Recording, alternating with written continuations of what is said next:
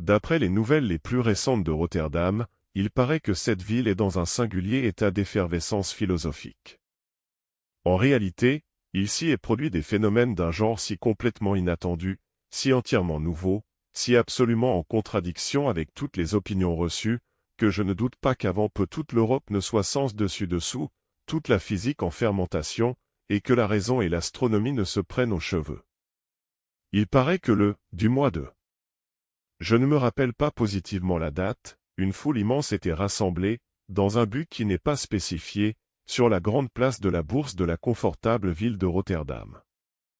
La journée était singulièrement chaude pour la saison, il y avait à peine un souffle d'air, et la foule n'était pas trop fâchée de se trouver de temps à autre aspergée d'une ondée amicale de quelques minutes, qui s'épanchait des vastes masses de nuages blancs abondamment éparpillés à travers la voûte bleue du firmament. Toutefois, vers midi, il se manifesta dans l'assemblée une légère mais remarquable agitation, suivie du brouhaha de 10 000 langues. Une minute après, 10 000 visages se tournèrent vers le ciel, 10 000 pipes descendirent simultanément du coin de 10 000 bouches, et un cri, qui ne peut être comparé qu'au rugissement du Niagara, retentit longuement, hautement, furieusement, à travers toute la cité et tous les environs de Rotterdam. L'origine de ce vacarme devint bientôt suffisamment manifeste. On vit déboucher et entrer dans une des lacunes de l'étendue azurée, du fond d'une de ces vastes masses de nuages aux contours vigoureusement définis, un être étrange, hétérogène, d'une apparence solide, si singulièrement configuré, si fantastiquement organisé, que la foule de ces gros bourgeois qui le regardaient d'en bas, bouche béante, ne pouvait absolument y rien comprendre ni se lasser de l'admirer. Qu'est-ce que cela pouvait être? Au nom de tous les diables de Rotterdam, qu'est-ce que cela pouvait présager?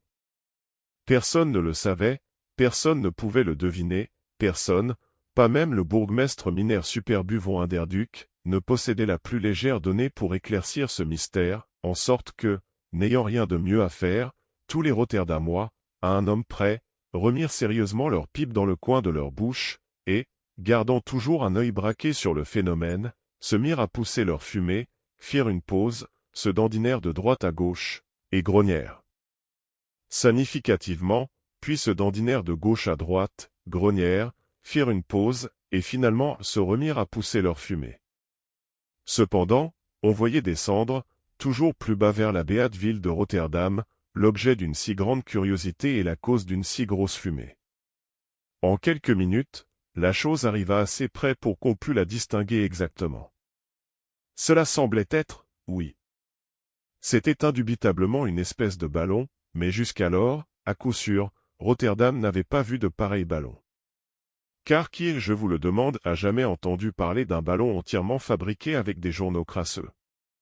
Personne en Hollande, certainement, et cependant, là, sous le nez même du peuple ou plutôt à quelque distance au-dessus de son nez, apparaissait la chose en question, la chose elle-même, faite j'ai de bonnes autorités pour l'affirmer avec cette même matière à laquelle personne n'avait jamais pensé pour un pareil dessein.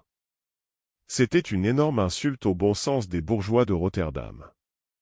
Quant à la forme du phénomène, elle était encore plus répréhensible, ce n'était guère qu'un gigantesque bonnet de fou tourné sens dessus dessous. Et cette similitude fut loin d'être amoindrie, quand, en l'inspectant de plus près, la foule vit un énorme gland pendu à la pointe, et autour du bord supérieur ou de la base du cône un rang de petits instruments qui ressemblaient à des clochettes de brebis, et tintinabulaient incessamment sur l'air de Betty Martin.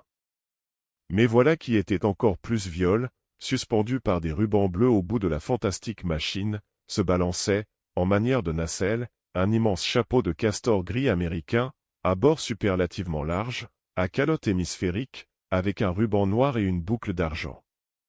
Chose assez remarquable toutefois, maints citoyens de Rotterdam auraient juré qu'ils connaissaient déjà ce chapeau, et, en vérité, toute l'assemblée le regardait presque avec des yeux familiers, pendant que dame Gretel Pfahl poussait en le voyant une exclamation de joie et de surprise, et déclarait que c'était positivement le chapeau de son cher homme lui-même.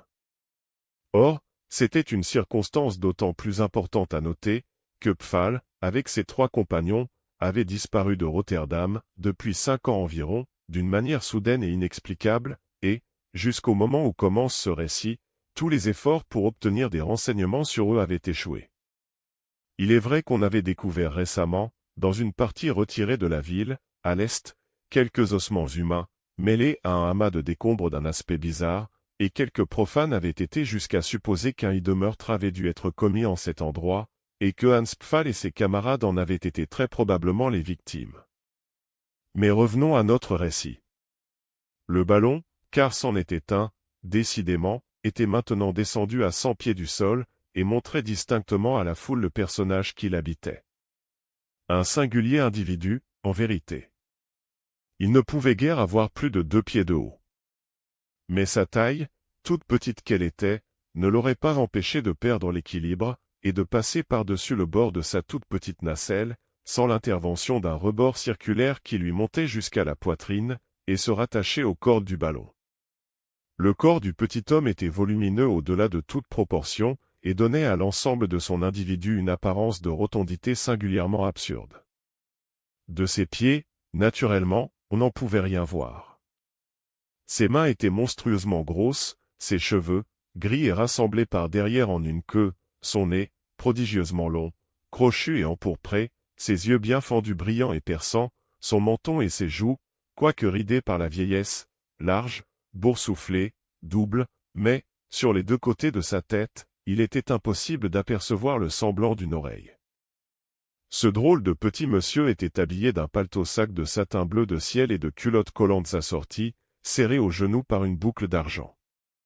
Son gilet était d'une étoffe jaune et brillante, un bonnet de taffetas blanc était gentiment posé sur le côté de sa tête, et, pour compléter cet accoutrement, un foulard écarlate entourait son cou, et, contourné en un nœud superlatif, laissait traîner sur sa poitrine ses bouts prétentieusement longs.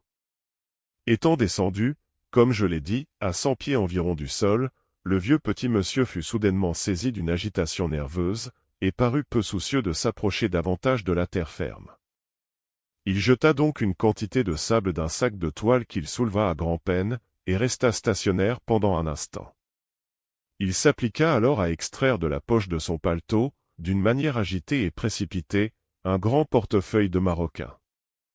Il le pesa soupçonneusement dans sa main, l'examina avec un air d'extrême surprise, comme évidemment étonné de son poids. Enfin il l'ouvrit, en tira une énorme lettre scellée de cire rouge et soigneusement entortillée de fils de même couleur, et la laissa tomber juste aux pieds du bourgmestre Superbu von Underduck. Son Excellence se baissa pour la ramasser. Mais l'aéronaute, toujours fort inquiet, et n'ayant apparemment pas d'autres affaires qui le retinssent à Rotterdam, commençait déjà à faire précipitamment ses préparatifs de départ, et, comme il fallait décharger une portion de son lest pour pouvoir s'élever de nouveau, une demi-douzaine de sacs qu'il jeta l'un après l'autre, sans se donner la peine de les vider, tombèrent coup sur le dos de l'infortuné bourgmestre, et le culbutèrent juste une demi-douzaine de fois à la face de tout. Rotterdam. Il ne faut pas supposer toutefois que le grand Underduck ait laissé passer impunément cette impertinence de la part du vieux petit bonhomme. On dit, au contraire, qu'à chacune de ces 6 culbutes il ne poussa pas moins de 6 bouffées, distinctes et furieuses, de sa chère pipe qu'il retenait pendant tout ce temps et de toutes ses forces, et qu'il se propose de tenir ainsi, si Dieu le permet, jusqu'au jour de sa mort. Cependant, le ballon s'élevait comme une alouette, et, planant au-dessus de la cité, finit par disparaître tranquillement derrière un nuage semblable à celui d'où il avait si singulièrement émergé, et fut ainsi perdu pour les yeux éblouis des bons citoyens de Rotterdam. Toute l'attention se porta alors sur la lettre, dont la transmission avec les accidents qui la suivirent avait failli être si fatale à la personne et à la dignité de son Excellence von Underduck. Toutefois, ce fonctionnaire n'avait pas oublié durant ses mouvements giratoires de mettre en sûreté l'objet important, la lettre, qui, d'après la suscription, était tombée dans des mains légitimes, puisqu'elle était adressée à lui d'abord, et au professeur Rudabub, en leur qualité respective de président et de vice-président du Collège astronomique de Rotterdam. Elle fut donc ouverte sur le champ par ces dignitaires, et ils y trouvèrent la communication suivante, très extraordinaire, et, ma foi, très sérieuse. À leurs excellences von Underduck et Rudabub, président et vice-président du Collège national astronomique de la ville de Rotterdam. Vos excellences se souviendront peut-être d'un humble artisan, du nom de Hans Pfaall, raccommodeur de soufflets de son métier, qui disparut de Rotterdam, il y a environ 5 ans, avec 3 individus, et d'une manière qui a dû être regardée comme inexplicable. C'est moi, Hans Pfaall lui-même, n'en déplaise à vos excellences, qui suis l'auteur de cette communication. Il est de notoriété parmi la plupart de mes concitoyens que j'ai occupé, 4 ans durant, la petite maison de briques placée à l'entrée de la ruelle dite Sauerkraut, et que j'y demeurais encore au moment de ma disparition. Mes aïeux y ont toujours résidé, de temps immémorial, et ils y ont invariablement exercé comme moi-même la très respectable et très lucrative profession de raccommodeur de soufflets, car, pour dire la vérité, jusqu'à ces dernières années, où toutes les têtes de la population ont été mises en feu par la politique, jamais plus fructueuse industrie n'avait été exercée par un honnête citoyen de Rotterdam, et personne n'en était plus digne que moi. Le crédit était bon, la pratique donnait ferme, on ne manquait ni d'argent ni de bonne volonté. Mais, comme je l'ai dit, nous ressentîmes bientôt les effets de la liberté, des grands discours, du radicalisme et de toutes les drogues de cette espèce. Les gens qui jusque-là avaient été les meilleures pratiques du monde n'avaient plus un moment pour penser à nous. Ils en avaient à peine assez pour apprendre l'histoire des révolutions et pour surveiller dans sa marche l'intelligence et l'idée du siècle. S'ils avaient besoin de souffler leur feu, ils se faisaient un soufflet avec un journal. À mesure que le gouvernement devenait plus faible, j'acquérais la conviction que le cuir et le fer devenaient de plus en plus indestructibles, et bientôt il n'y eut pas dans tout Rotterdam un seul soufflet qui eût besoin d'être repiqué, ou qui réclamât l'assistance du marteau. C'était un état de choses impossible. Je fus bientôt aussi gueux qu'un rat, et, comme j'avais une femme et des enfants à nourrir, mes charges devinrent à la longue intolérables, et je passai toutes mes heures à réfléchir sur le mode le plus convenable pour me débarrasser de la vie. Cependant, mes chiens de créanciers me laissaient peu de loisirs pour la méditation. Ma maison était littéralement assiégée du matin au soir. Il y avait particulièrement 3 gaillards qui me tourmentaient au-delà du possible, montant continuellement la garde devant ma porte, et me menaçant toujours de la loi. Je me promis de tirer de ces 3 êtres une vengeance amère, si jamais j'étais assez heureux pour les tenir dans mes griffes, et je crois que cette espérance ravissante fut la seule chose qui m'empêcha de mettre immédiatement à exécution mon plan de suicide, qui était de me faire sauter la cervelle d'un coup d'espingole. Toutefois, je jugeai qu'il valait mieux dissimuler ma rage, et les bourrer de promesses et de belles paroles, jusqu'à ce que, par un caprice heureux de la destinée, l'occasion de la vengeance vint s'offrir à moi.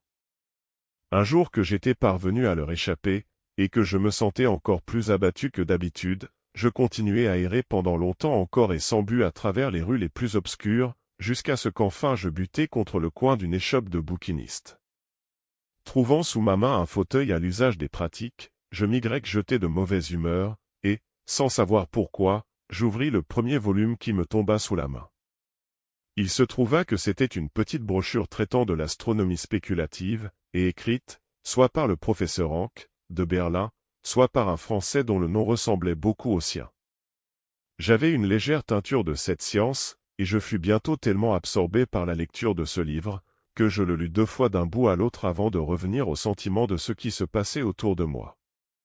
Cependant, il commençait à faire nuit, et je repris le chemin de mon logis.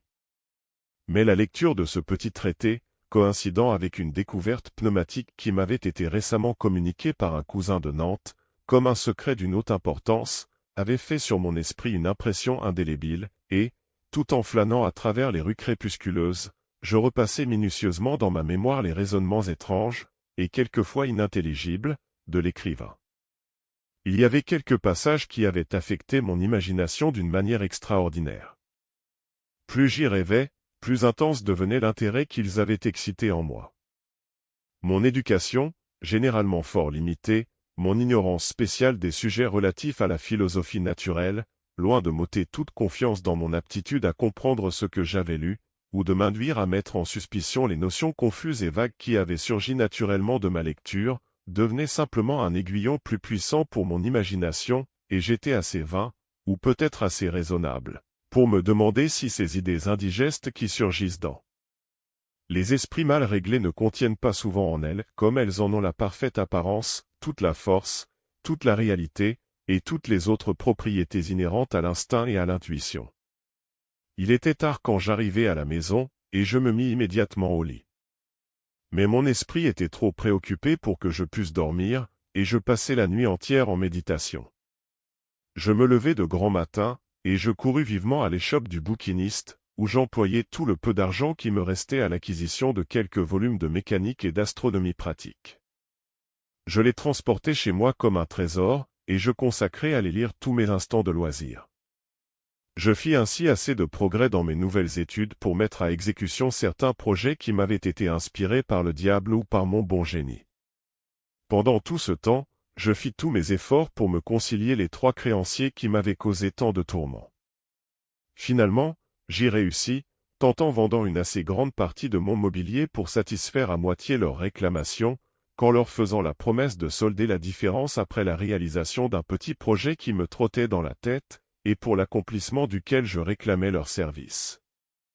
Grâce à ces moyens, car c'étaient des gens fort ignorants, je n'eus pas grand-peine à les faire entrer dans mes vues. Les choses ainsi arrangées, je m'appliquai, avec l'aide de ma femme, avec les plus grandes précautions et dans le plus parfait secret, à disposer du bien qui me restait, et à réaliser par de petits emprunts, et sous différents prétextes, une assez bonne quantité d'argent comptant, sans m'inquiéter le moins du monde, je l'avoue à ma honte, des moyens de remboursement.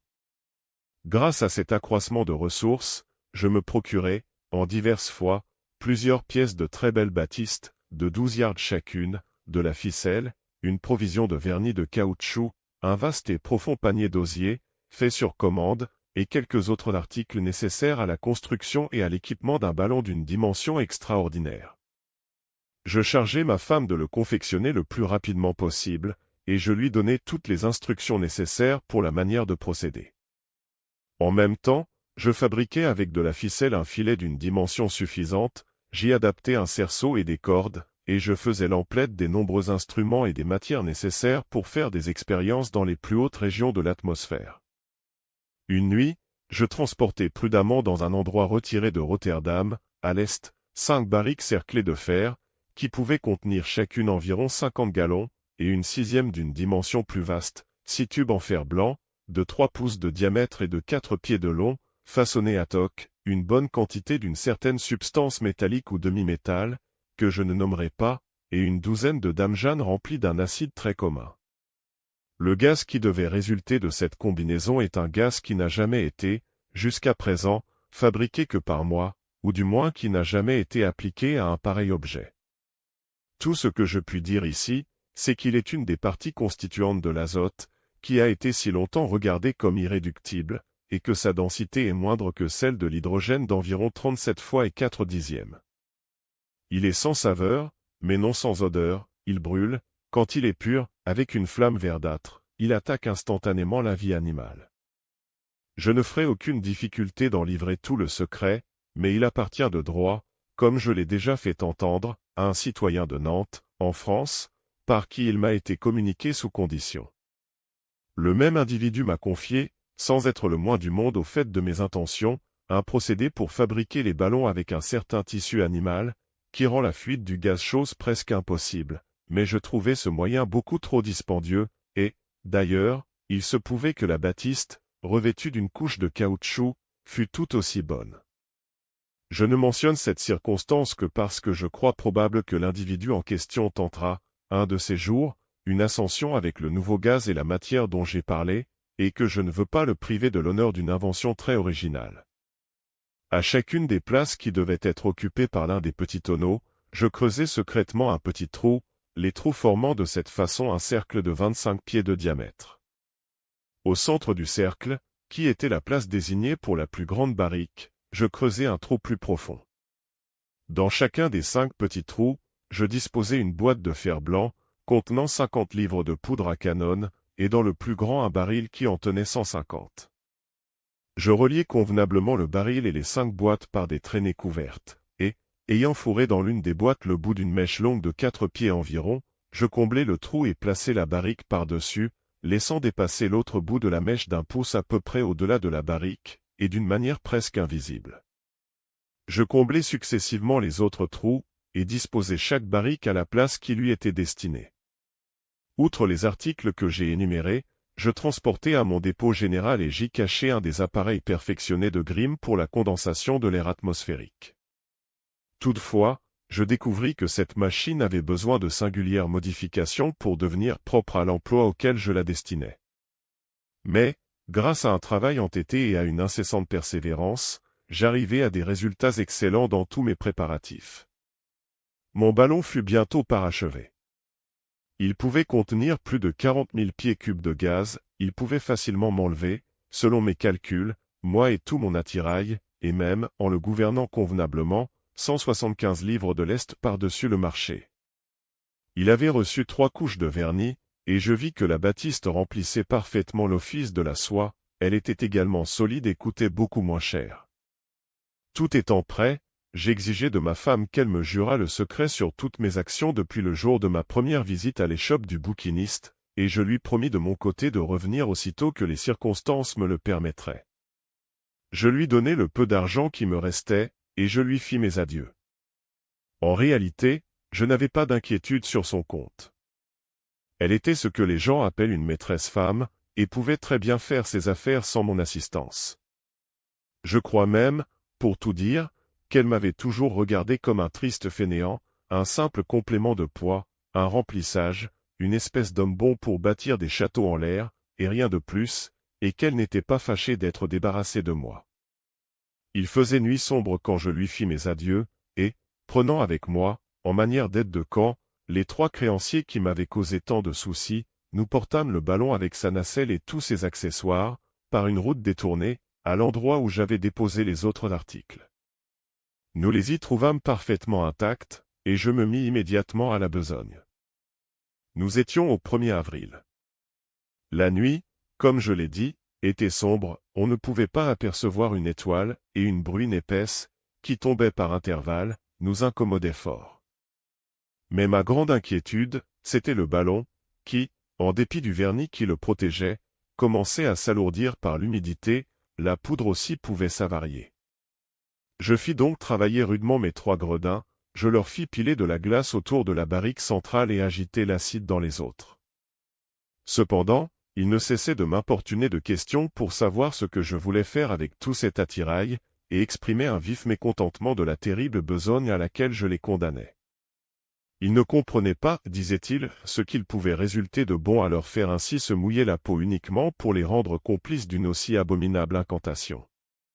Je commençais à être un peu inquiet, et j'avançais l'ouvrage de toute ma force, car, en vérité, ces idiots s'étaient figuré, j'imagine, que j'avais fait un pacte avec le diable, et que dans tout ce que je faisais maintenant il n'y avait rien de bien rassurant.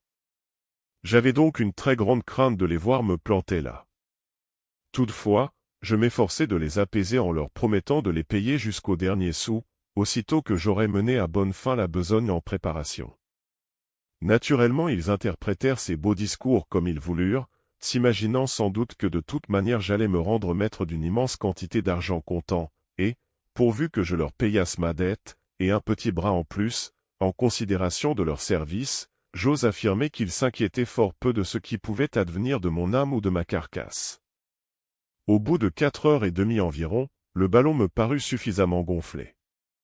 J'y suspendis donc la nacelle, et j'y plaçai tous mes bagages, un télescope, un baromètre avec quelques modifications importantes, un thermomètre, un électromètre, un compas, une boussole, une montre à secondes, une cloche, un porte-voix, etc., etc., ainsi qu'un globe de verre où j'avais fait le vide, et hermétiquement bouché, sans oublier l'appareil condensateur, de la chaux vive, un bâton de cire à cacheter, une abondante provision d'eau, et des vivres en quantité, tels que le pemmican, qui contient une énorme matière nutritive comparativement à son petit volume.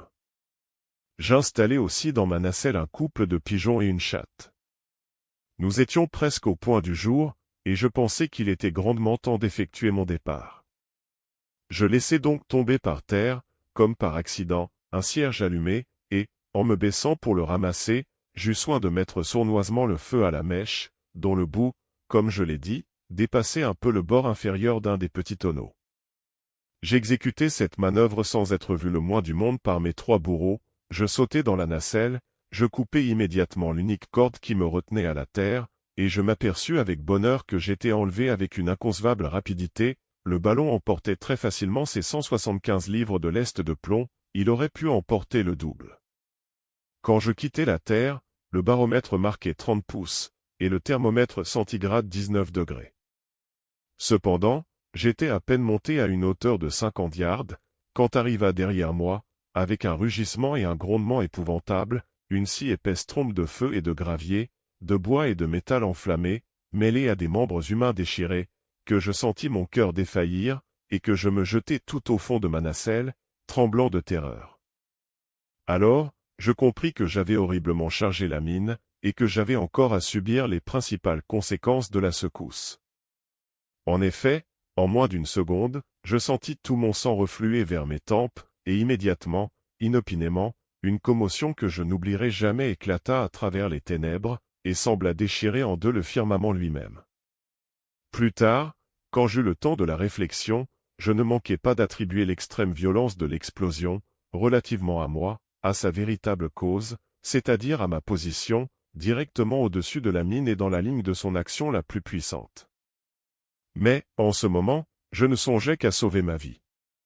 D'abord, le ballon s'affaissa, puis il se dilata furieusement, puis il se mit à pirouetter avec une vélocité vertigineuse, et finalement, vacillant et roulant comme un homme ivre, il me jeta par-dessus le bord de la nacelle et me laissa accroché à une épouvantable hauteur, la tête en bas, par un bout de corde fort mince, haut de 3 pieds de long environ, qui pendait par hasard à travers une crevasse, près du fond du panier d'osier, et dans lequel, au milieu de ma chute, mon pied gauche s'engagea providentiellement. Il est impossible, absolument impossible, de se faire une idée juste de l'horreur de ma situation. J'ouvrais convulsivement la bouche pour respirer, un frisson ressemblant à un accès de fièvre secouait tous les nerfs et tous les muscles de mon être, je sentais mes yeux jaillir de leurs orbites, une horrible nausée m'envahit, enfin je m'évanouis et perdis toute conscience. Combien de temps restai-je dans cet état, il m'est impossible de le dire. Il s'écoula toutefois un assez long temps, car, lorsque je recouvrai en partie l'usage de mes sens, je vis le jour qui se levait, le ballon se trouvait à une prodigieuse hauteur au-dessus de l'immensité de l'océan, et dans les limites de ce vaste horizon, aussi loin que pouvait s'étendre ma vue, je n'apercevais pas trace de terre. Cependant, mes sensations, quand je revins à moi, n'étaient pas aussi étrangement douloureuses que j'aurais dû m'y attendre. En réalité, il y avait beaucoup de folie dans la contemplation placide avec laquelle j'examinais d'abord ma situation. Je portais mes deux mains devant mes yeux, l'une après l'autre, et me demandais avec étonnement quel accident pouvait avoir gonflé mes veines et noirci si horriblement mes ongles.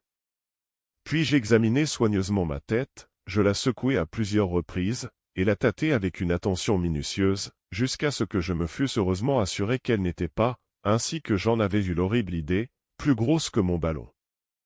Puis, avec l'habitude d'un homme qui sait où sont ses poches, je tâtai les 2 poches de ma culotte, et, m'apercevant que j'avais perdu mon calepin et mon étui à cure-dents, je m'efforçai de me rendre compte de leur disparition, et, ne pouvant y réussir, j'en ressentis un inexprimable chagrin.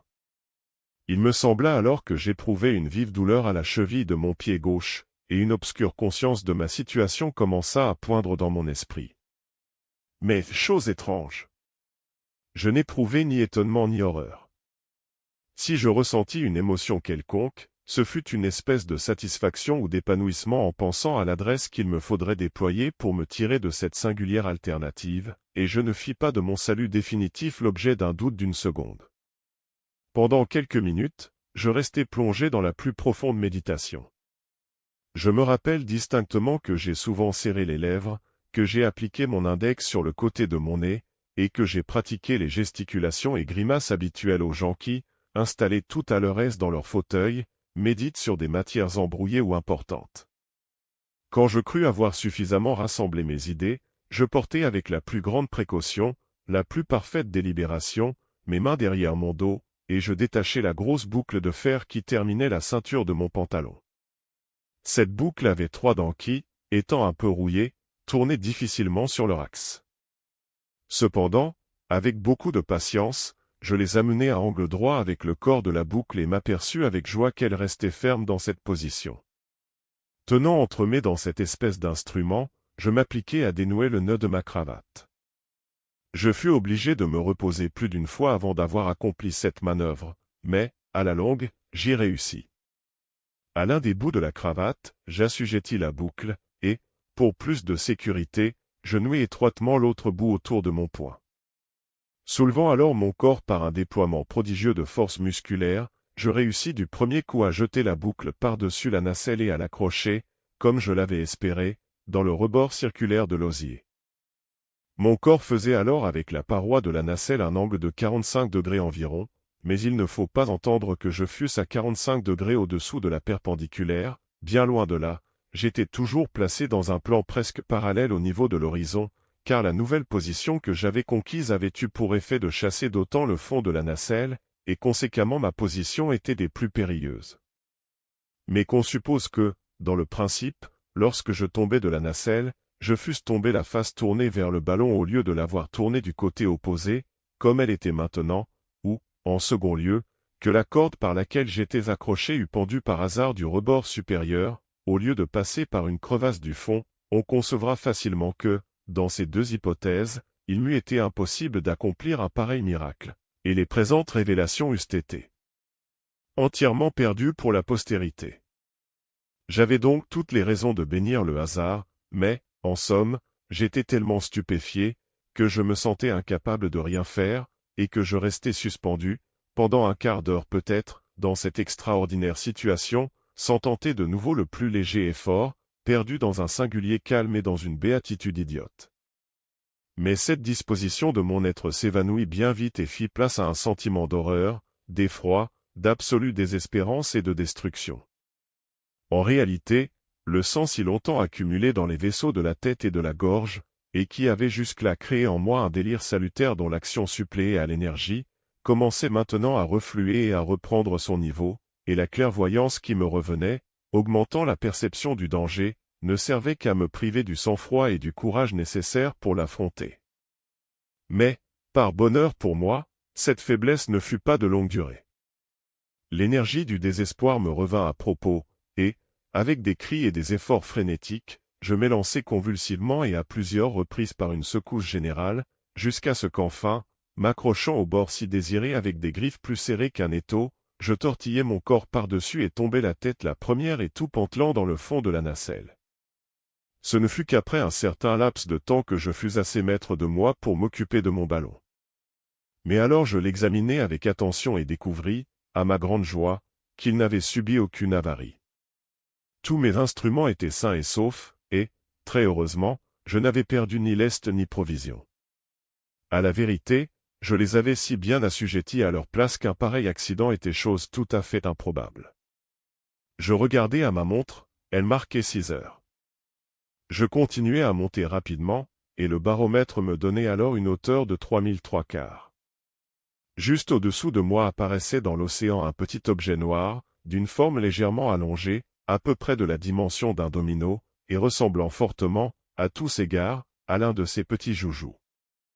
Je dirigeai mon télescope sur lui, et je vis distinctement que c'était un vaisseau anglais de 94 canons, tanguant lourdement dans la mer, au plus près du vent, et le cap à l'ouest-sud-ouest. À l'exception de ce navire, je ne vis rien que l'océan et le ciel, et le soleil qui était levé depuis longtemps. Il est grandement temps que j'explique à vos excellences l'objet de mon voyage. Vos excellences se souviennent que ma situation déplorable à Rotterdam m'avait à la longue poussé à la résolution du suicide. Ce n'était pas cependant que j'eusse un dégoût positif de la vie elle-même, mais j'étais harassé, à n'en pouvoir plus, par les misères accidentelles de ma position. Dans cette disposition d'esprit, désirant vivre encore, et cependant fatigué de la vie, le traité que je lus à l'échoppe du bouquiniste, appuyé par l'opportune découverte de mon cousin de Nantes, ouvrit une ressource à mon imagination. Je pris enfin un parti décisif. Je résolus de partir, mais de vivre, de quitter le monde, mais de continuer mon existence, bref, et pour couper court aux énigmes, je résolus, sans m'inquiéter du reste, de me frayer, si je pouvais, un passage jusqu'à la Lune. Maintenant, pour qu'on ne me croie pas plus fou que je ne le suis, je vais exposer en détail, et le mieux que je pourrai, les considérations qui m'induisirent à croire qu'une entreprise de cette nature, quoique difficile sans doute et pleine de dangers, n'était pas absolument, pour un esprit audacieux, situé au-delà des limites du possible. La première chose à considérer était la distance positive de la Lune à la Terre. Or, la distance moyenne ou approximative entre les centres de ces deux planètes est de 59 fois, plus une fraction, le rayon équatorial de la Terre, ou environ 237,000 milles. Je dis la distance moyenne ou approximative, mais il est facile de concevoir que, la forme de l'orbite lunaire étant une ellipse d'une excentricité qui n'est pas de moins de 0,05484 de son demi-grand axe, et le centre de la Terre occupant le foyer de cette ellipse, si je pouvais réussir d'une manière quelconque à rencontrer la Lune à son périgée, la distance ci-dessus évaluée se trouverait sensiblement diminuée. Mais, pour laisser de côté cette hypothèse, il était positif qu'en tout cas j'avais à déduire des 237,000 le rayon de la Terre, c'est-à-dire 4,000, et le rayon de la Lune, c'est-à-dire 1,080, en tout 5,080, et qu'il ne me resterait ainsi à franchir qu'une distance approximative de 231,920 milles. Cet espace, pensais-je, n'était pas vraiment extraordinaire. On a fait nombre de fois sur cette Terre des voyages d'une vitesse de 60 000 par heure, et, en réalité, il y a tout lieu de croire qu'on arrivera à une plus grande vélocité, mais, même en me contentant de la vitesse dont je parlais, il ne me faudrait pas plus de 161 jours pour atteindre la surface de la Lune. Il y avait toutefois de nombreuses circonstances qui m'induisaient à croire que la vitesse approximative de mon voyage dépasserait de beaucoup celle de 60 000 à l'heure, et, comme ces considérations produisirent sur moi une impression profonde, je les expliquerai plus amplement par la suite. Le second point à examiner était d'une bien autre importance. D'après les indications fournies par le baromètre, nous savons que, lorsqu'on s'élève, au-dessus de la surface de la Terre, à une hauteur de 1,000 pieds, on laisse au-dessous de soi environ un trentième de la masse atmosphérique, qu'à 10,000 pieds, nous arrivons à peu près à un tiers, et qu'à 18,000 pieds, ce qui est presque la hauteur du Cotopaxi, nous avons dépassé la moitié de la masse fluide, ou, en tout cas, la moitié de la partie pondérable de l'air qui enveloppe notre globe. On a aussi calculé qu'à une hauteur qui n'excède pas la centième partie du diamètre terrestre, c'est-à-dire 80 000, la raréfaction devait être telle, que la vie animale ne pouvait en aucune façon s'y maintenir, et, de plus, que les moyens les plus subtils que nous ayons de constater la présence de l'atmosphère devenaient alors totalement insuffisants. Mais je ne manquais pas d'observer que ces derniers calculs étaient uniquement basés sur notre connaissance expérimentale des propriétés de l'air et des lois mécaniques qui régissent sa dilatation et sa compression dans ce qu'on peut appeler, comparativement parlant, la proximité immédiate de la Terre. Et, en même temps, on regarde comme chose positive, qu'à une distance quelconque donnée, mais inaccessible, de sa surface, la vie animale doit être essentiellement incapable de modification. Maintenant, tout raisonnement de ce genre, et d'après de pareilles données, doit évidemment être purement analogique. La plus grande hauteur où l'homme soit jamais parvenu est de 25,000 pieds, je parle de l'expédition aéronautique de messieurs Gay-Lussac et Biot. C'est une hauteur assez médiocre, même quand on la compare aux 80 000 en question, et je ne pouvais m'empêcher de penser que la question laissait une place au doute et une grande latitude aux conjectures. Mais, en fait, en supposant une ascension opérée à une hauteur donnée quelconque, la quantité d'air pondérable traversée dans toute période ultérieure de l'ascension n'est nullement en proportion avec la hauteur additionnelle acquise, comme on peut le voir d'après ce qui a été énoncé précédemment, mais dans une raison constamment décroissante. Il est donc évident que, nous élevant aussi haut que possible, nous ne pouvons pas, littéralement parlant, arriver à une limite au-delà de laquelle l'atmosphère cesse absolument d'exister. Elle doit exister, concluais-je, quoi qu'elle puisse, il est vrai, exister à un état de raréfaction infinie. D'un autre côté, je savais que les arguments ne manquent pas pour prouver qu'il existe une limite réelle et déterminée de l'atmosphère, au-delà de laquelle il n'y a absolument plus d'air respirable. Mais une circonstance a été omise par ceux qui opinent pour cette limite, qui semblait, non pas une réfutation péremptoire de leur doctrine, mais un point digne d'une sérieuse investigation. Comparons les intervalles entre les retours successifs de la comète d'Ancke à son périhélie, en tenant compte de toutes les perturbations dues à l'attraction planétaire, et nous verrons que les périodes diminuent graduellement, c'est-à-dire que le grand axe de l'ellipse de la comète va toujours se raccourcissant dans une proportion lente, mais parfaitement régulière. Or, c'est précisément le cas qui doit avoir lieu, si nous supposons que la comète subisse une résistance par le fait d'un milieu éthéré excessivement rare qui pénètre les régions de son orbite. car il est évident qu'un pareil milieu doit, en retardant la vitesse de la comète, accroître sa force centripète et affaiblir sa force centrifuge. En d'autres termes, l'attraction du Soleil deviendrait de plus en plus puissante, et la comète s'en rapprocherait davantage à chaque révolution. Véritablement, il n'y a pas d'autre moyen de se rendre compte de la variation en question. Mais voici un autre fait, on observe que le diamètre réel de la partie nébuleuse de cette même comète se contracte rapidement à mesure qu'elle approche du Soleil, et se dilate avec la même rapidité quand elle repart vers son aphélie. N'avais-je pas quelques raisons de supposer avec M. Valls que cette apparente condensation de volume prenait son origine dans la compression de ce milieu éthéré dont je parlais tout à l'heure, et dont la densité est en proportion de la proximité du Soleil? Le phénomène qui affecte la forme lenticulaire et qu'on appelle la lumière zodiacale était aussi un point digne d'attention. Cette lumière si visible sous les tropiques, et qu'il est impossible de prendre pour une lumière météorique quelconque, s'élève obliquement de l'horizon et suit généralement la ligne de l'équateur du Soleil. Elle me semblait évidemment provenir d'une atmosphère rare qui s'étendrait depuis le Soleil jusque par-delà l'orbite de Vénus au moins, et même, selon moi, indéfiniment plus loin. Je ne pouvais pas supposer que ce milieu fût limité par la ligne du parcours de la comète, ou fût confiné dans le voisinage immédiat du Soleil.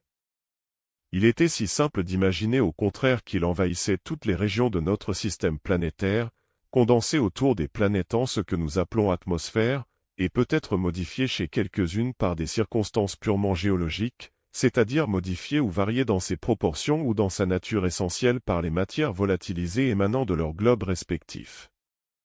Ayant pris la question sous ce point de vue, je n'avais plus guère à hésiter. En supposant que dans mon passage je trouvasse une atmosphère essentiellement semblable à celle qui enveloppe la surface de la Terre, je réfléchis qu'au moyen du très ingénieux appareil de M. Grimm je pourrais facilement la condenser en suffisante quantité pour les besoins de la respiration. Voilà qui écartait le principal obstacle à un voyage à la Lune. J'avais donc dépensé quelque argent et beaucoup de peine pour adapter l'appareil au but que je me proposais, et j'avais pleine confiance dans son application, pourvu que je pusse accomplir le voyage dans un espace de temps suffisamment court.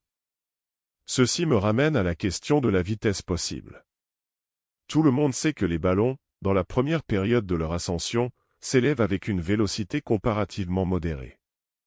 Or, la force d'ascension consiste uniquement dans la pesanteur de l'air ambiant relativement au gaz du ballon, et, à première vue, il ne paraît pas du tout probable ni vraisemblable que le ballon, à mesure qu'il gagne en élévation et arrive successivement dans des couches atmosphériques d'une densité décroissante, puisse gagner en vitesse et accélérer sa vélocité primitive. D'un autre côté, je n'avais pas souvenir que, dans un compte rendu quelconque d'une expérience antérieure, l'on n'eût jamais constaté une diminution apparente dans la vitesse absolue de l'ascension, quoique tel eût pu être le cas, en raison de la fuite du gaz à travers un aérostat mal confectionné et généralement revêtu d'un vernis insuffisant, ou pour toute autre cause. Il me semblait donc que l'effet de cette déperdition pouvait seulement contrebalancer l'accélération acquise par le ballon à mesure qu'il s'éloignait du centre de gravitation. Or, je considérais que, pourvu que dans ma traversée je trouvasse le milieu que j'avais imaginé, et pourvu qu'il fût de même essence que ce que nous appelons l'air atmosphérique, il importait relativement assez peu que je le trouvasse à tel ou tel degré de raréfaction, c'est-à-dire relativement à ma force ascensionnelle, car non seulement le gaz du ballon serait soumis à la même raréfaction, et, dans cette occurrence, je n'avais qu'à lâcher une quantité proportionnelle de gaz, suffisante pour prévenir une explosion, mais, par la nature de ses parties intégrantes, il devait, en tout cas, être toujours spécifiquement plus léger qu'un composé quelconque de pur azote et d'oxygène. Il y avait donc une chance, et même, en somme, une forte probabilité, pour qu'à aucune période de mon ascension je n'arrivasse à un point où les différentes pesanteurs réunies de mon immense ballon, du gaz inconcevablement rare qu'il renfermait, de la nacelle et de son contenu, pussent égaler la pesanteur de la masse d'atmosphère ambiante déplacée, et l'on conçoit facilement que c'était là l'unique condition qui pût arrêter ma fuite ascensionnelle. Mais encore, si jamais j'atteignais ce point imaginaire, il me restait la faculté d'user de mon lest et d'autres poids montant à peu près à un total de 300 livres. En même temps, la force centripète devait toujours décroître en raison du carré des distances, et ainsi je devais, avec une vélocité prodigieusement accélérée, arriver à la longue dans ces lointaines régions où la force d'attraction de la Lune serait substituée à celle de la Terre. Il y avait une autre difficulté qui ne laissait pas de me causer quelque inquiétude.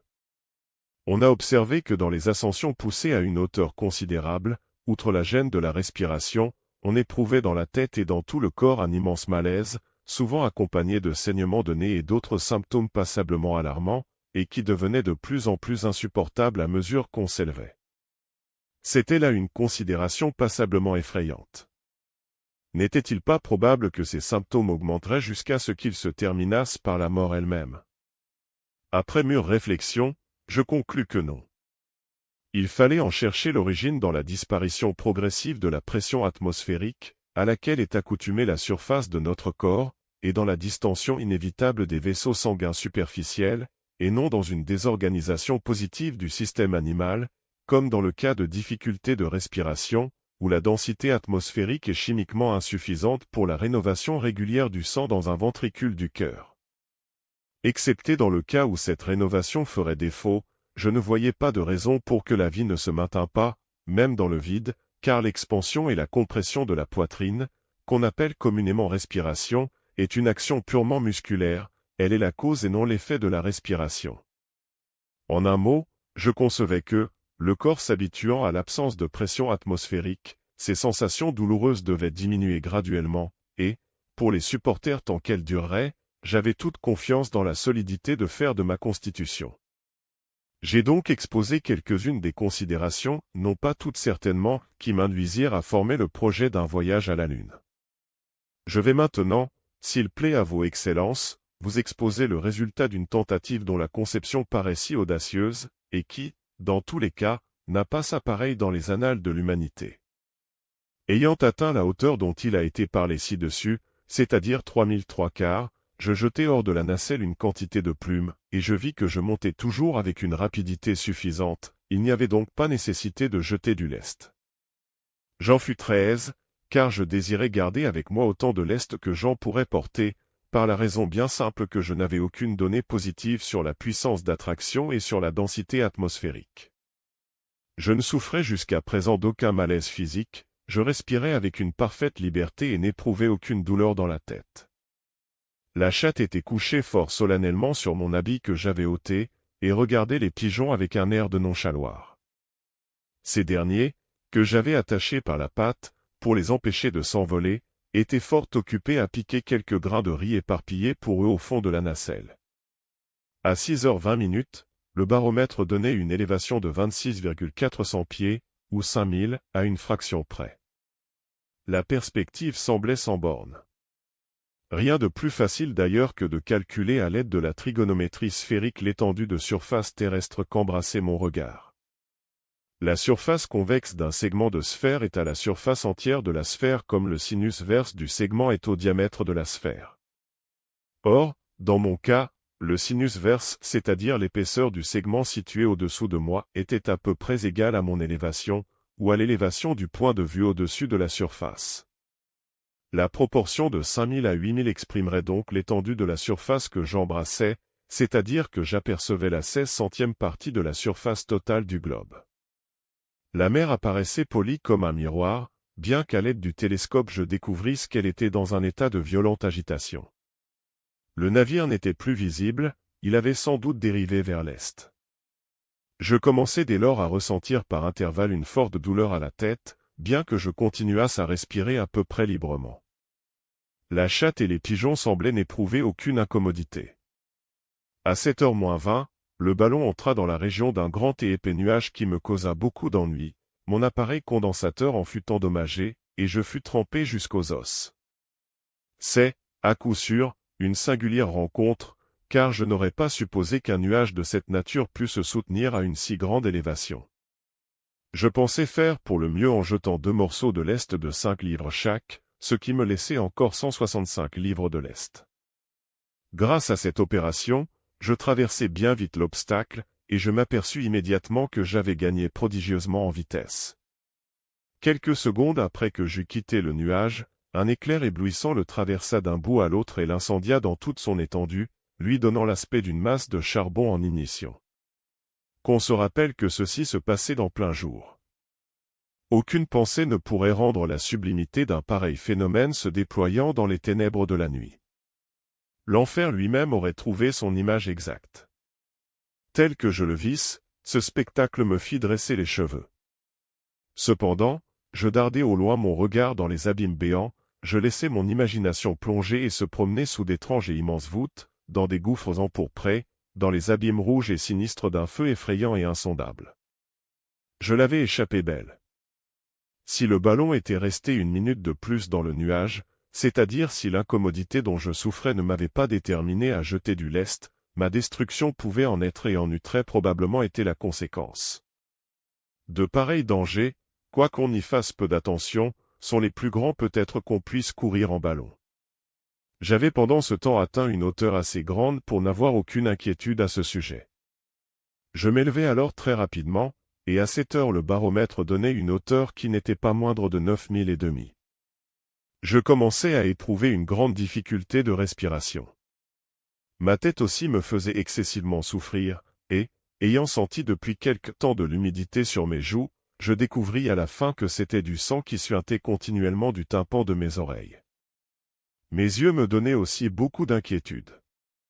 En passant ma main dessus, il me sembla qu'ils étaient poussés hors de leurs orbites, et à un degré assez considérable, et tous les objets contenus dans la nacelle et le ballon lui-même se présentaient à ma vision sous une forme monstrueuse et faussée. Ces symptômes dépassaient ceux auxquels je m'attendais, et me causaient quelque alarme. Dans cette conjoncture, très imprudemment et sans réflexion, je jetai hors de la nacelle 3 morceaux de lest de 5 livres chaque. La vitesse dès lors accélérée de mon ascension m'emporta, trop rapidement et sans gradation suffisante, dans une couche d'atmosphère singulièrement raréfiée, ce qui faillit amener un résultat fatal pour mon expédition et pour moi-même. Je fus soudainement pris par un spasme qui dura plus de 5 minutes, et, même quand il eut en partie cessé, il se trouva que je ne pouvais plus aspirer qu'à de longs intervalles et d'une manière convulsive, saignant copieusement pendant tout ce temps par le nez, par les oreilles, et même légèrement par les yeux. Les pigeons semblaient en proie à une excessive angoisse et se débattaient pour s'échapper, pendant que la chatte miaulait lamentablement, chancelant çà et là à travers la nacelle comme sous l'influence d'un poison. Je découvris alors trop tard l'immense imprudence que j'avais commise en jetant du lest, et mon trouble devint extrême. Je n'attendais pas moins que la mort, et la mort dans quelques minutes. La souffrance physique que j'éprouvais contribuait aussi à me rendre presque incapable d'un effort quelconque pour sauver ma vie. Il me restait à peine la faculté de réfléchir, et la violence de mon mal de tête semblait augmenter de minute en minute. Je m'aperçus alors que mes sens allaient bientôt m'abandonner tout à fait, et j'avais déjà empoigné une des cordes de la soupape, quand le souvenir du mauvais tour que j'avais joué aux 3 créanciers, et la crainte des conséquences qui pouvaient m'accueillir à mon retour, m'effrayèrent et m'arrêtèrent pour le moment. Je me couchai au fond de la nacelle et m'efforçai de rassembler mes facultés. J'y réussis un peu, et je résolus de tenter l'expérience d'une saignée. Mais, comme je n'avais pas de lancette, je fus obligé de procéder à cette opération tant bien que mal, et finalement j'y réussis en m'ouvrant une veine au bras gauche avec la lame de mon canif. Le sang avait à peine commencé à couler, que j'éprouvai un soulagement notable, et, lorsque j'en eus perdu à peu près la valeur d'une demi-cuvette de dimension ordinaire, les plus dangereux symptômes avaient pour la plupart entièrement disparu. Cependant, je ne jugeai pas prudent d'essayer de me remettre immédiatement sur mes pieds, mais, ayant bandé mon bras du mieux que je pus, je restai immobile pendant un quart d'heure environ. Au bout de ce temps, je me levai et me sentis plus libre, plus dégagé de toute espèce de malaise que je ne l'avais été depuis 1 heure 1/4. Cependant la difficulté de respiration n'avait que fort peu diminué, et je pensais qu'il y aurait bientôt nécessité urgente à faire usage du condensateur. En même temps, je jetai les yeux sur ma chatte qui s'était commodément réinstallée sur mon habit, et, à ma grande surprise, je découvris qu'elle avait jugé à propos, pendant mon indisposition, de mettre au jour une ventrée de 5 petits chats. Certes, je ne m'attendais pas le moins du monde à ce supplément de passagers, mais, en somme, l'aventure me fit plaisir. Elle me fournissait l'occasion de vérifier une conjecture qui, plus qu'aucune autre, m'avait décidé à tenter cette ascension.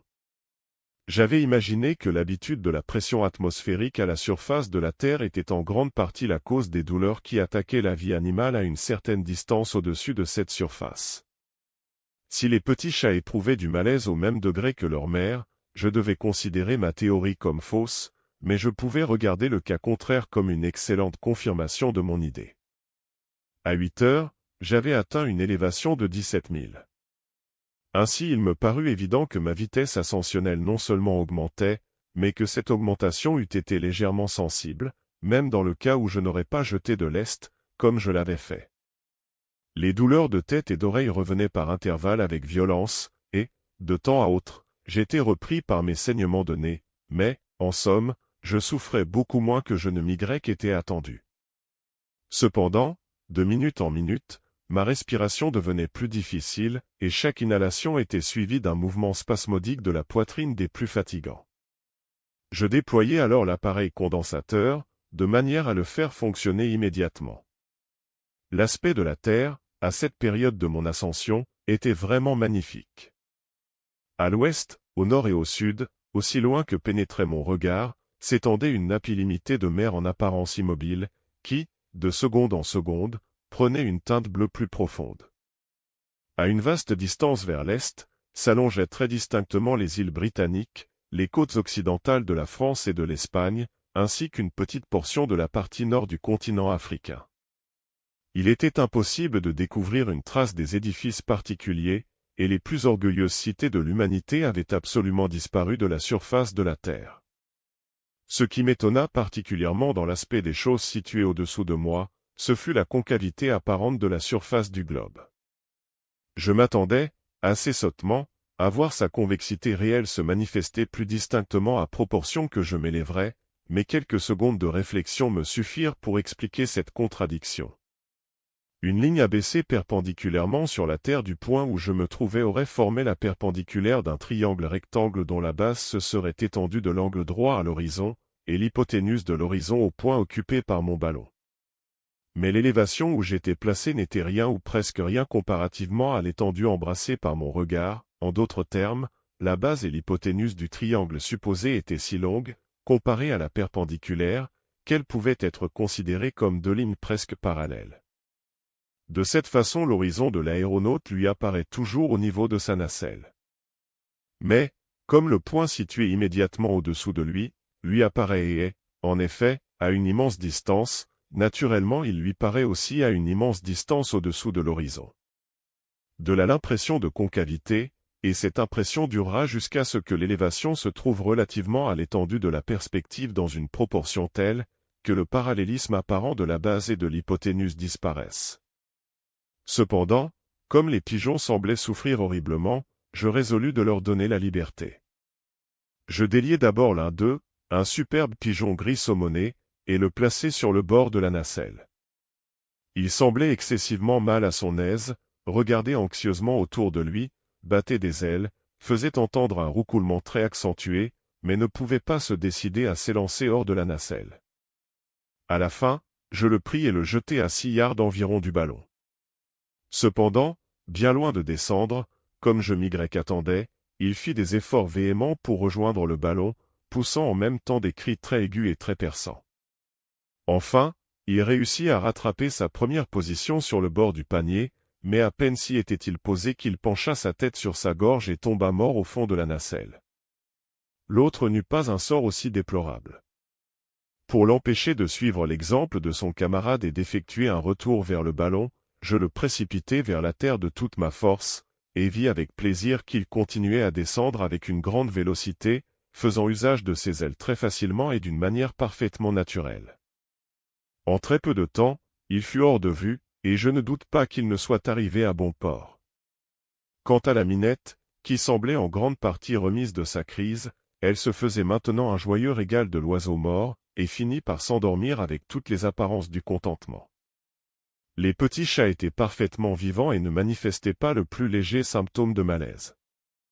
À 8h15, ne pouvant pas respirer plus longtemps sans une douleur intolérable, je commençai immédiatement à ajuster autour de la nacelle l'appareil attenant au condensateur. Cet appareil demande quelques explications, et vos excellences voudront bien se rappeler que mon but, en premier lieu, était de m'enfermer entièrement, moi et ma nacelle, et de me barricader contre l'atmosphère singulièrement raréfiée au sein de laquelle j'existais, et enfin d'introduire à l'intérieur, à l'aide de mon condensateur, une quantité de cette même atmosphère suffisamment condensée pour les besoins de la respiration. Dans ce but, j'avais préparé un vaste sac de caoutchouc très flexible, très solide, absolument imperméable. La nacelle tout entière se trouvait en quelque sorte placée dans ce sac dont les dimensions avaient été calculées pour cet objet, c'est-à-dire qu'il passait sous le fond de la nacelle, s'étendait sur ses bords, et montait extérieurement le long des cordes jusqu'au cerceau où le filet était attaché. Ayant ainsi déployé le sac et fait hermétiquement la clôture de tous les côtés, il fallait maintenant assujettir le haut ou l'ouverture du sac en faisant passer le tissu de caoutchouc au-dessus du cerceau, en d'autres termes, entre le filet et le cerceau. Mais, si je détachais le filet du cerceau pour opérer ce passage, comment la nacelle pourrait-elle se soutenir? Or, le filet n'était pas ajusté au cerceau d'une manière permanente, mais attaché par une série de brides mobiles ou de nœuds coulants. Je ne défis donc qu'un petit nombre de ces brides à la fois, laissant la nacelle suspendue par les autres. Ayant fait passer ce que je pus de la partie supérieure du sac, je rattachai les brides, non pas au cerceau, car l'interposition de l'enveloppe de caoutchouc rendait cela impossible, mais à une série de gros boutons fixés à l'enveloppe elle-même, à 3 pieds environ au-dessous de l'ouverture du sac, les intervalles des boutons correspondant aux intervalles des brides. Cela fait, je détachai du cerceau quelques autres brides, j'introduisis une nouvelle portion de l'enveloppe, et les brides dénouées furent à leur tour assujetties à leurs boutons respectifs. Par ce procédé, je pouvais faire passer toute la partie supérieure du sac entre le filet et le cerceau. Il est évident que le cerceau devait dès lors tomber dans la nacelle, tout le poids de la nacelle et de son contenu n'étant plus supporté que par la force des boutons. À première vue, ce système pouvait ne pas offrir une garantie suffisante, mais il n'y avait aucune raison de s'en défier, car non seulement les boutons étaient solides par eux-mêmes, mais, de plus, ils étaient si rapprochés, que chacun ne supportait en réalité qu'une très légère partie du poids total. La nacelle et son contenu auraient pesé 3 fois plus, que je n'en aurais pas été inquiet le moins du monde. Je relevai alors le cerceau le long de l'enveloppe de caoutchouc et je l'étayai sur 3 perches légères préparées pour cet objet. Cela avait pour but de tenir le sac convenablement distendu par le haut, et de maintenir la partie inférieure du filet dans la position voulue. Tout ce qui me restait à faire maintenant était de nouer l'ouverture du sac, ce que j'opérais facilement en rassemblant les plis du caoutchouc, et en les tordant étroitement ensemble au moyen d'une espèce de tourniquet à demeure. Sur les côtés de l'enveloppe ainsi déployée autour de la nacelle, j'avais fait adapter 3 carreaux de verre rond, très épais, mais très clairs, au travers desquels je pouvais voir facilement autour de moi dans toutes les directions horizontales. Dans la partie du sac qui formait le fond était une 4e fenêtre analogue, correspondant à une petite ouverture pratiquée dans le fond de la nacelle elle-même. Celle-ci me permettait de regarder perpendiculairement au-dessous de moi. Mais il m'avait été impossible d'ajuster une invention du même genre au-dessus de ma tête, en raison de la manière particulière dont j'étais obligé de fermer l'ouverture et des plis nombreux qui en résultaient, j'avais donc renoncé à voir les objets situés dans mon zénith. Mais c'était là une chose de peu d'importance, car, lors même que j'aurais pu placer une fenêtre au-dessus de moi, le ballon aurait fait obstacle à ma vue et m'aurait empêché d'en faire usage. À 1 pied environ au-dessous d'une des fenêtres latérales était une ouverture circulaire de 3 pouces de diamètre, avec un rebord de cuivre façonné intérieurement pour s'adapter à la spirale d'une vie. Dans ce rebord se vissait le large tube du condensateur, le corps de la machine étant naturellement placé dans la chambre de caoutchouc. En faisant le vide dans le corps de la machine, on attirait dans ce tube une masse d'atmosphère ambiante raréfiée, qui de là était déversée à l'état condensé et mêlée à l'air subtil déjà contenu dans la chambre. Cette opération, répétée plusieurs fois, remplissait à la longue la chambre d'une atmosphère suffisant aux besoins de la respiration. Mais, dans un espace aussi étroit que celui-ci, elle devait nécessairement, au bout d'un temps très court, se vicier et devenir impropre à la vie par son contact répété avec les poumons. Elle était alors rejetée par une petite soupape placée au fond de la nacelle, l'air dense se précipitant promptement dans l'atmosphère raréfiée. Pour éviter à un certain moment l'inconvénient d'un vide total dans la chambre, cette purification ne devait jamais être effectuée en une seule fois, mais graduellement, la soupape n'étant ouverte que pour quelques secondes, puis refermée, jusqu'à ce qu'un ou 2 coups de pompe du condensateur eussent fourni de quoi remplacer l'atmosphère expulsée. Par amour des expériences, j'avais placé la chatte et ses petits chats dans un petit panier, et les avais suspendus en dehors de la nacelle par un bouton placé près du fond, tout auprès de la soupape, à travers laquelle je pouvais leur faire passer de la nourriture quand besoin était. J'accomplis cette manœuvre avant de fermer l'ouverture de la chambre, et non sans quelque difficulté, car il me fallut, pour atteindre le dessous de la nacelle, me servir d'une des perches dont j'ai parlé, à laquelle était fixé un crochet. Aussitôt que l'air condensé eut pénétré dans la chambre, le cerceau et les perches devinrent inutiles, l'expansion de l'atmosphère incluse distendit puissamment le caoutchouc. Quand j'eus fini tous ces arrangements et rempli la chambre d'air condensé, il était 9h moins 10.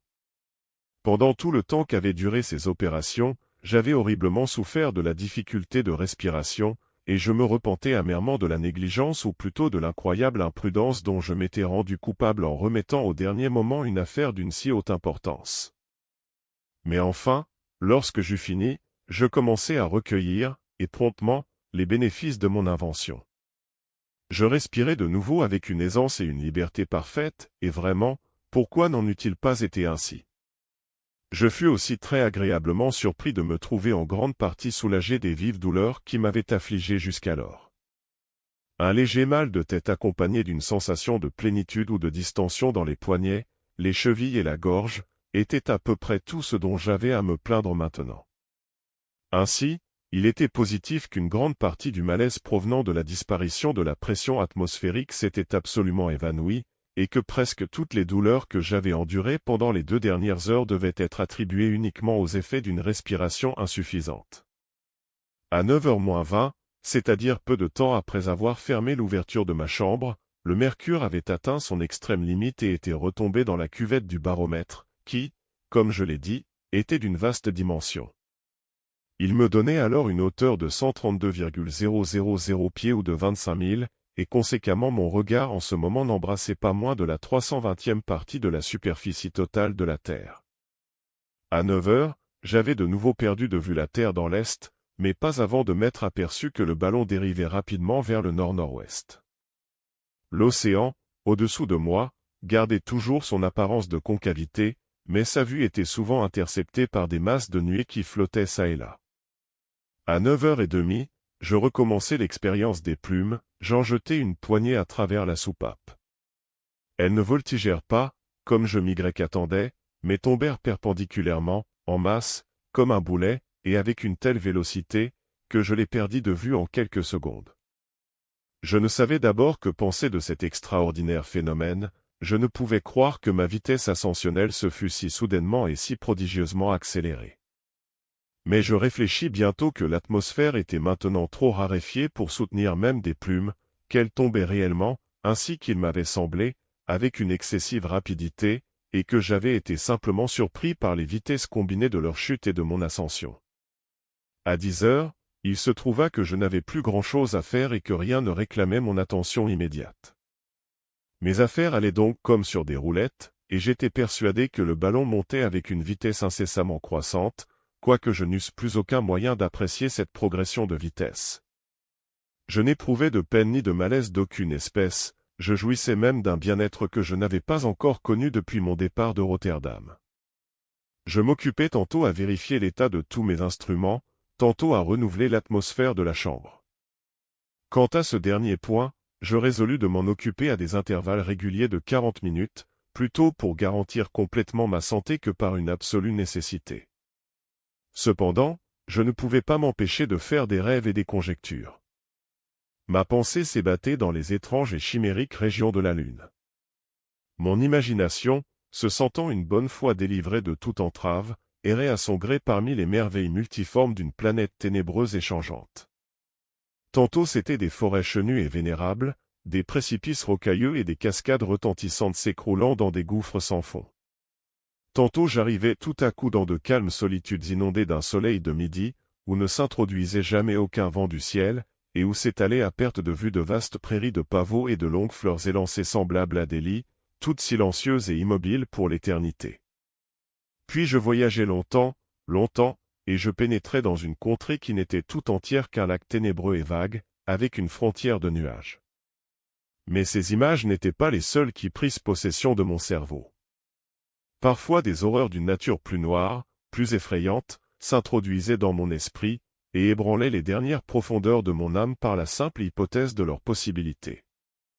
Cependant, je ne pouvais permettre à ma pensée de s'appesantir trop longtemps sur ces dernières contemplations. Je pensais judicieusement que les dangers réels et palpables de mon voyage suffisaient largement pour absorber toute mon attention. À 5 heures de l'après-midi, comme j'étais occupé à renouveler l'atmosphère de la chambre, je pris cette occasion pour observer la chatte et ses petits à travers la soupape. La chatte semblait de nouveau souffrir beaucoup, et je ne doutais pas qu'il ne fallût attribuer particulièrement son malaise à la difficulté de respirer, mais mon expérience relativement aux petits avait eu un résultat des plus étranges. Naturellement, je m'attendais à les voir manifester une sensation de peine, quoique à un degré moindre que leur mère, et cela eût été suffisant pour confirmer mon opinion touchant l'habitude de la pression atmosphérique. Mais je n'espérais pas les trouver, après un examen scrupuleux, jouissant d'une parfaite santé et ne laissant pas voir le plus léger signe de malaise. Je ne pouvais me rendre compte de cela qu'en élargissant ma théorie, et en supposant que l'atmosphère ambiante hautement raréfiée pouvait bien, contrairement à l'opinion que j'avais d'abord adoptée comme positive, n'être pas chimiquement insuffisante pour les fonctions vitales, et qu'une personne née dans un pareil milieu pourrait peut-être ne s'apercevoir d'aucune incommodité de respiration, tandis que, ramenée vers les couches plus denses avoisinant la Terre, elle souffrirait vraisemblablement des douleurs analogues à celles que j'avais endurées tout à l'heure. Ça a été pour moi, depuis lors, l'occasion d'un profond regret, qu'un accident malheureux m'ait privé de ma petite famille de chats et m'ait enlevé le moyen d'approfondir cette question par une expérience continue. En passant ma main à travers la soupape avec une tasse pleine d'eau pour la vieille Minette, la manche de ma chemise s'accrocha à la boucle qui supportait le panier, et du coup la détacha du bouton. Quand même tout le panier se fût absolument évaporé dans l'air, il n'aurait pas été escamoté à ma vue d'une manière plus abrupte et plus instantanée. Positivement, il ne s'écoula pas la 10e partie d'une seconde entre le moment où le panier se décrocha et celui où il disparut complètement avec tout ce qu'il contenait. Mes souhaits les plus heureux l'accompagnèrent vers la terre, mais, naturellement, je n'espérais guère que la chatte ou ses petits survécussent pour raconter leur odyssée. À 6 heures, je m'aperçus qu'une grande partie de la surface visible de la Terre, vers l'est, était plongée dans une ombre épaisse, qui s'avançait incessamment avec une grande rapidité. Enfin, à 7h-5, toute la surface visible fut enveloppée dans les ténèbres de la nuit. Ce ne fut toutefois que quelques instants plus tard que les rayons du soleil couchant cessèrent d'illuminer le ballon, et, cette circonstance, à laquelle je m'attendais parfaitement, ne manqua pas de me causer un immense plaisir. Il était évident qu'au matin je contemplerais le corps lumineux à son lever plusieurs heures au moins avant les citoyens de Rotterdam, bien qu'ils fussent situés beaucoup plus loin que moi dans l'Est, et qu'ainsi, de jour en jour, à mesure que je serais placé plus haut dans l'atmosphère, je jouirais de la lumière solaire pendant une période de plus en plus longue. Je résolus alors de rédiger un journal de mon voyage en comptant les jours de 24 heures consécutives, sans avoir égard aux intervalles de ténèbres. À 10 heures, sentant venir le sommeil, je résolus de me coucher pour le reste de la nuit, mais ici se présenta une difficulté qui, quoique de nature à sauter aux yeux, avait échappé à mon attention jusqu'au dernier moment. Si je me mettais à dormir, comme j'en avais l'intention, comment renouveler l'air de la chambre pendant cet intervalle? Respirer cette atmosphère plus d'une heure, au maximum, était une chose absolument impossible, et, en supposant ce terme poussé jusqu'à 1h15, les plus déplorables conséquences pouvaient en résulter. Cette cruelle alternative ne me causa pas peu d'inquiétude, et l'on croira à peine qu'après les dangers que j'avais essuyés je pris la chose tellement au sérieux, que je désespérais d'accomplir mon dessein, et que finalement je me résignai à la nécessité d'une descente. Mais cette hésitation ne fut que momentanée. Je réfléchis que l'homme est le plus parfait esclave de l'habitude, et que 1000 cas de la routine de son existence sont considérés comme essentiellement importants, qui ne sont tels que parce qu'il en fait des nécessités de routine. Il était positif que je ne pouvais pas ne pas dormir, mais je pouvais facilement m'accoutumer à me réveiller sans inconvénient d'heure en heure durant tout le temps consacré à mon repos. Il ne me fallait pas plus de 5 minutes au plus pour renouveler complètement l'atmosphère, et la seule difficulté réelle était d'inventer un procédé pour m'éveiller au moment nécessaire. Mais c'était là un problème dont la solution, je le confesse, ne me causait pas peu d'embarras. J'avais certainement entendu parler de l'étudiant qui, pour s'empêcher de tomber de sommeil sur ses livres, tenait dans une main une boule de cuivre, dont la chute retentissante dans un bassin de même métal placé par terre, à côté de sa chaise, servait à le réveiller en sursaut, si quelquefois il se laissait aller à l'engourdissement.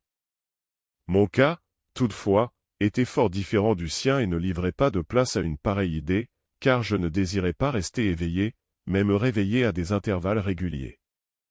Enfin, j'imaginais l'expédit suivant qui, quelque simple qu'il paraisse, fut salué par moi, au moment de ma découverte, comme une invention absolument comparable à celle du télescope, des machines à vapeur, et même de l'imprimerie. Il est nécessaire de remarquer d'abord que le ballon, à la hauteur où j'étais parvenu, continuait à monter en ligne droite avec une régularité parfaite, et que la nacelle le suivait conséquemment sans éprouver la plus légère oscillation. Cette circonstance me favorisa grandement dans l'exécution du plan que j'avais adopté. Ma provision d'eau avait été embarquée dans des barils qui contenaient chacun 5 gallons et étaient solidement arrimés dans l'intérieur de la nacelle. Je détachai l'un de ces barils, et, prenant 2 cordes, je les attachai étroitement au rebord d'osier, de manière qu'elles traversaient la nacelle, parallèlement, et à une distance d'1 pied l'une de l'autre. Elles formaient ainsi une sorte de tablette, sur laquelle je plaçai le baril et l'assujettis dans une position horizontale. À 8 pouces environ au-dessous de ces cordes et à 4 pieds du fond de la nacelle, je fixai une autre tablette, mais faite d'une planche mince, la seule de cette nature qui fut à ma disposition. Sur cette dernière, et juste au-dessous d'un des bords du baril, je déposai une petite cruche de terre. Je perçai alors un trou dans le fond du baril, au-dessus de la cruche, et j'y fichai une cheville de bois taillée en cône, ou en forme de bougie. J'enfonçai et je retirai cette cheville, plus ou moins, jusqu'à ce qu'elle s'adaptât, après plusieurs tâtonnements, juste assez pour que l'eau filtrant par le trou et tombant dans la cruche la remplît jusqu'au bord dans un intervalle de 60 minutes. Quant à ceci, il me fut facile de m'en assurer en peu de temps, je n'eus qu'à observer jusqu'à quel point la cruche se remplissait dans un temps donné. Tout cela dûment arrangé, le reste se devine. Mon lit était disposé sur le fond de la nacelle de manière que ma tête, quand j'étais couché, se trouvait immédiatement au-dessous de la gueule de la cruche. Il était évident qu'au bout d'une heure la cruche remplie devait déborder, et le trop-plein s'écoulait par la gueule qui était un peu au-dessous du niveau du bord. Il était également certain que l'eau tombant ainsi d'une hauteur de plus de 4 pieds ne pouvait pas ne pas tomber sur ma face, et que le résultat devait être un réveil instantané, quand même j'aurais dormi du plus profond sommeil. Il était au moins 11 heures quand j'eus fini toute cette installation, et je me mis immédiatement au lit, plein de confiance dans l'efficacité de mon invention. Et je ne fus pas désappointé dans mes espérances.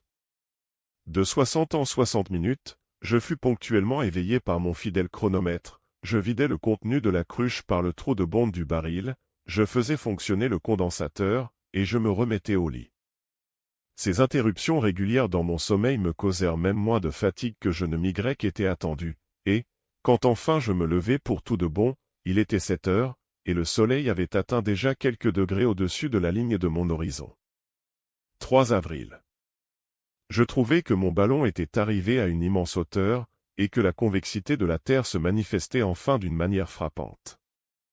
Au-dessous de moi, dans l'océan, se montrait un semis de points noirs qui devaient être indubitablement des îles. Au-dessus de ma tête, le ciel était d'un noir de jais, et les étoiles visibles et scintillantes, en réalité, elles m'avaient toujours apparu ainsi depuis le premier jour de mon ascension.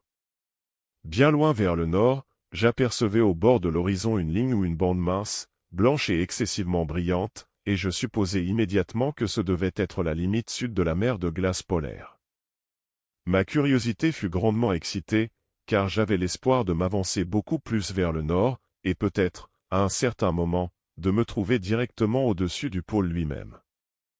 Je déplorais alors que l'énorme hauteur où j'étais placé m'empêcha d'en faire un examen aussi positif que je l'aurais désiré. Toutefois, il y avait encore quelques bonnes observations à faire.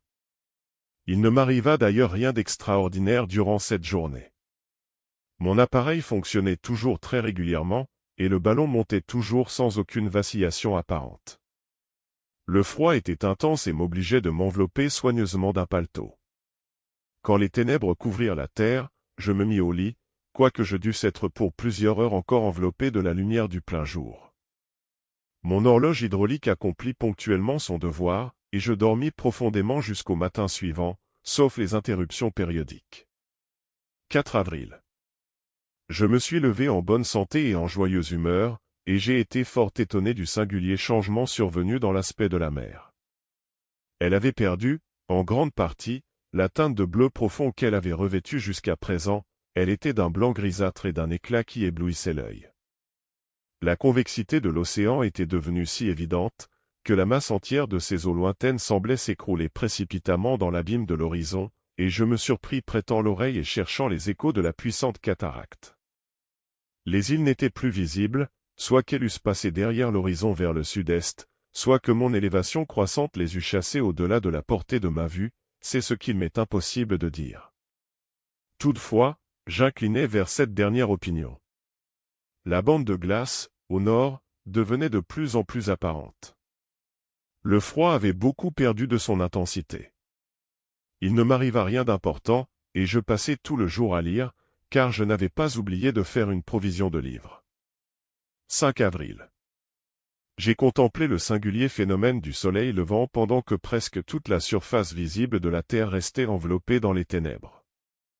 Toutefois, la lumière commença à se répandre sur toute chose, et je revis la ligne de glace au nord. Elle était maintenant très distincte, et paraissait d'un ton plus foncé que les eaux de l'océan. Évidemment, je m'en rapprochais, et avec une grande rapidité. Je m'imaginais que je distinguais encore une bande de terre vers l'est, et une autre vers l'ouest, mais il me fut impossible de m'en assurer. Température modérée. Rien d'important ne m'arriva ce jour-là. Je me mis au lit de fort bonne heure. 6 avril.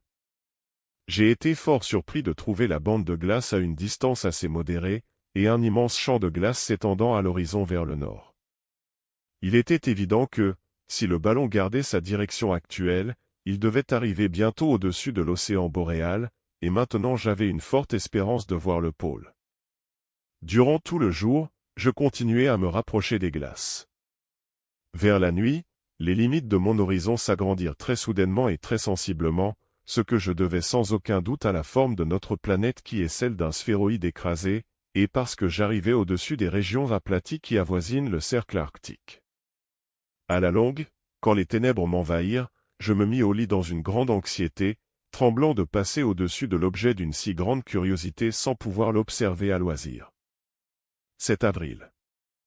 Je me levai de bonne heure, et, à ma grande joie, je contemplais ce que je n'hésitais pas à considérer comme le pôle lui-même. Il était là, sans aucun doute, et directement sous mes pieds, mais, hélas. J'étais maintenant placé à une si grande hauteur, que je ne pouvais rien distinguer avec netteté. En réalité, à en juger d'après la progression des chiffres indiquant mes diverses hauteurs à différents moments, depuis le 2 avril à 6 heures du matin jusqu'à 9h-20 de la même matinée, moment où le mercure retomba dans la cuvette du baromètre, il y avait vraisemblablement lieu de supposer que le ballon devait maintenant, 7 avril, 4 heures du matin, avoir atteint une hauteur qui était au moins de 7,254 milles au-dessus du niveau de la mer. Cette élévation peut paraître énorme, mais l'estime sur laquelle elle était basée donnait très probablement un résultat bien inférieur à la réalité. En tout cas, j'avais indubitablement sous les yeux la totalité du plus grand diamètre terrestre. Tout l'hémisphère nord s'étendait au-dessous de moi comme une carte en projection orthographique, et le grand cercle même de l'équateur formait la ligne frontière de mon horizon. Vos Excellences, toutefois, concevront facilement que les régions inexplorées jusqu'à présent et confinées dans les limites du cercle arctique, quoique situées directement au-dessous de moi, et conséquemment aperçues sans aucune apparence de raccourci, étaient trop rapetissées et placées à une trop grande distance du point d'observation, pour admettre un examen quelque peu minutieux. Néanmoins, ce que j'en voyais était d'une nature singulière et intéressante.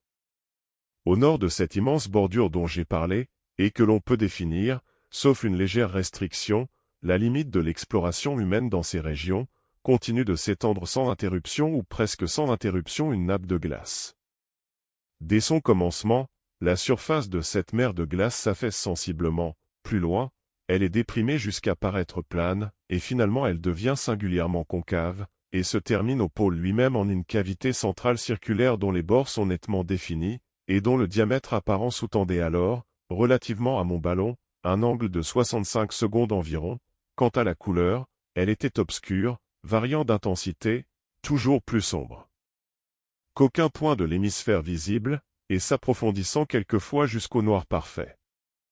Au-delà, il était difficile de distinguer quelque chose.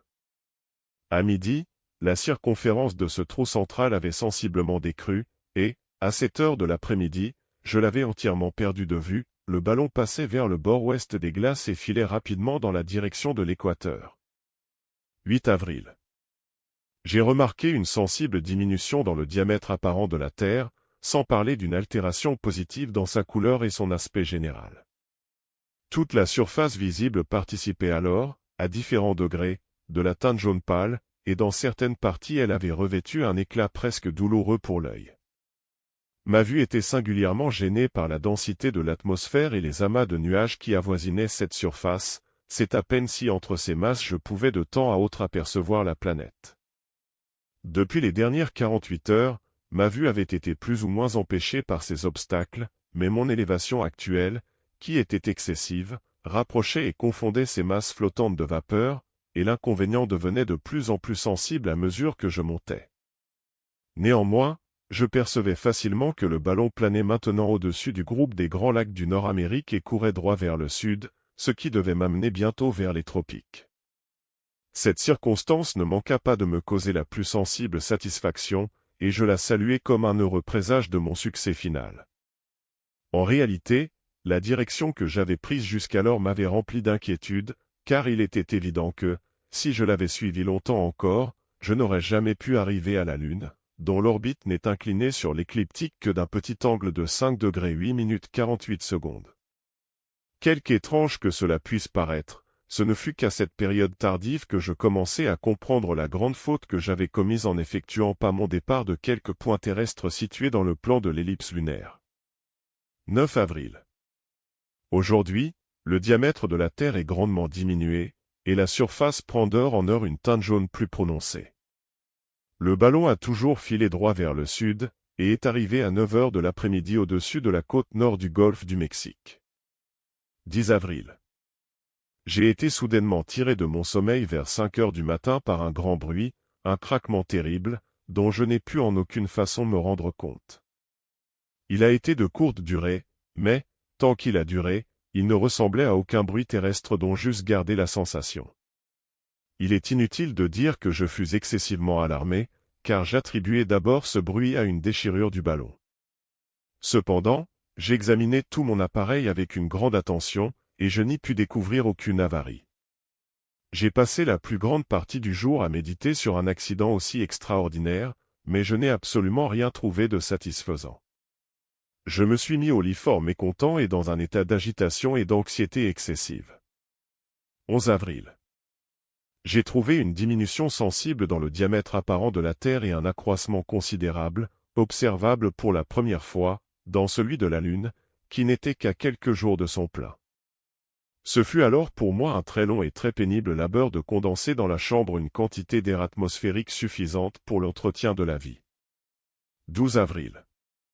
Un singulier changement a eu lieu dans la direction du ballon, qui, bien que je m'y-attendisse parfaitement, m'a causé le plus sensible plaisir.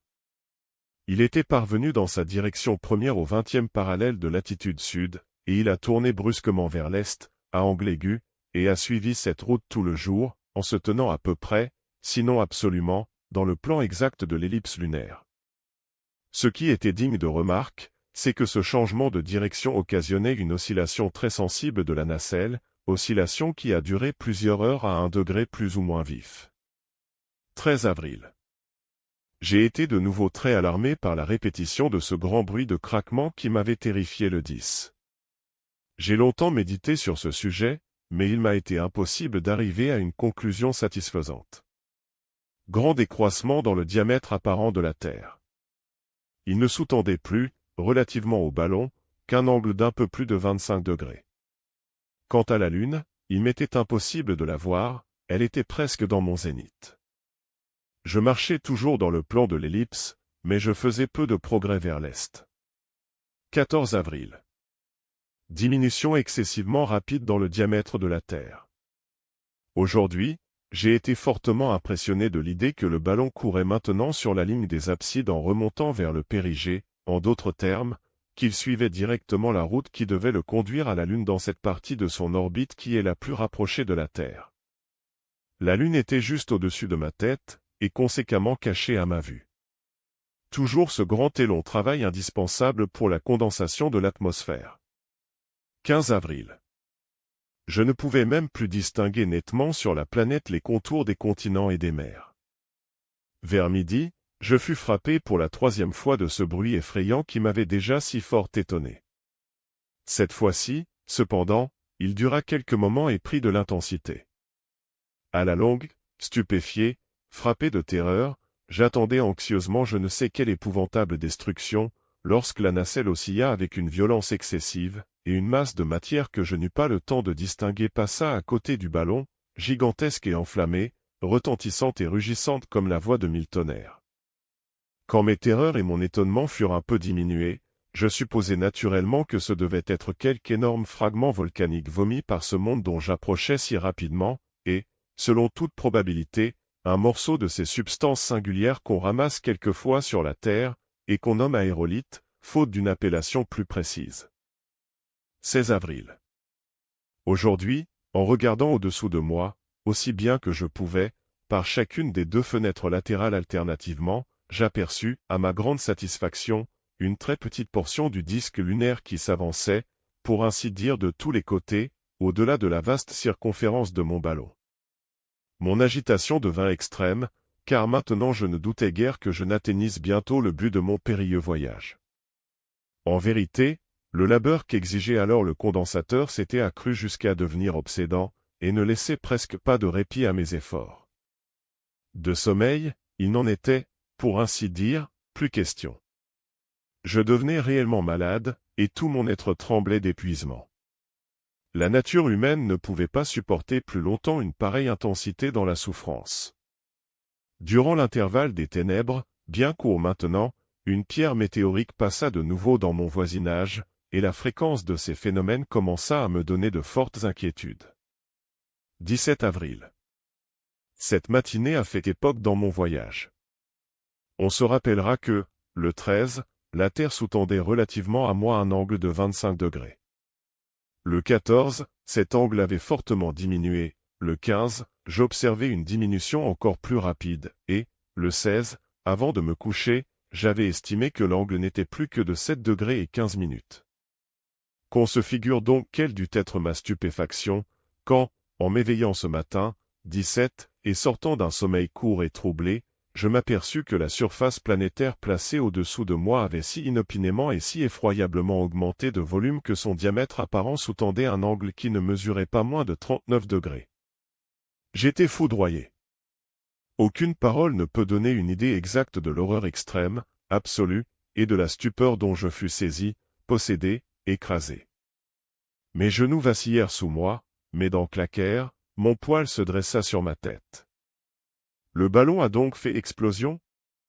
Telles furent les premières idées qui se précipitèrent tumultueusement dans mon esprit. Positivement, le ballon a crevé. Je tombe avec la plus impétueuse, la plus incomparable vitesse. À en juger par l'immense espace déjà si rapidement parcouru, je dois rencontrer la surface de la Terre dans 10 minutes au plus, dans 10 minutes, je serai précipité, anéanti. Mais, à la longue, la réflexion vint à mon secours. Je fis une pause, je méditai, et je commençai à douter. La chose était impossible. Je ne pouvais en aucune façon être descendu aussi rapidement. En outre, bien que je me rapprochasse évidemment de la surface située au-dessous de moi, ma vitesse réelle n'était nullement en rapport avec l'épouvantable vélocité que j'avais d'abord imaginée. Cette considération calma efficacement la perturbation de mes idées, et je réussis finalement à envisager le phénomène sous son vrai point de vue. Il fallait que ma stupéfaction m'eût privé de l'exercice de mes sens pour que je n'eusse pas vu quelle immense différence il y avait entre l'aspect de cette surface placée au-dessous de moi et celui de ma planète natale. Cette dernière était donc au-dessus de ma tête et complètement cachée par le ballon, tandis que la Lune elle-même dans toute sa gloire, s'étendait au-dessous de moi, je l'avais sous mes pieds. L'étonnement et la stupeur produits dans mon esprit par cet extraordinaire changement dans la situation des choses étaient peut-être, après tout, ce qu'il y avait de plus étonnant et de moins explicable dans mon aventure. Car ce bouleversement, en lui-même, était non seulement naturel et inévitable, mais depuis longtemps même je l'avais positivement prévu comme une circonstance toute simple, comme une conséquence qui devait se produire quand j'arriverais au point exact de mon parcours où l'attraction de la planète serait remplacée par l'attraction du satellite, ou, en termes plus précis, quand la gravitation du ballon vers la Terre serait moins puissante que sa gravitation vers la Lune. Il est vrai que je sortais d'un profond sommeil, que tous mes sens étaient encore brouillés, quand je me trouvais soudainement en face d'un phénomène des plus surprenants, d'un phénomène que j'attendais, mais que je n'attendais pas en ce moment.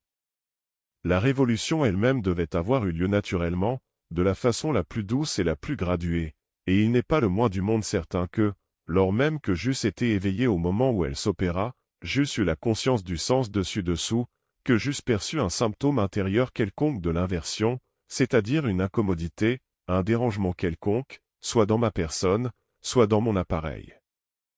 Il est presque inutile de dire qu'en revenant au sentiment juste de ma situation, et émergeant de la terreur qui avait absorbé toutes les facultés de mon âme, mon attention s'appliqua d'abord uniquement à la contemplation de l'aspect général de la Lune.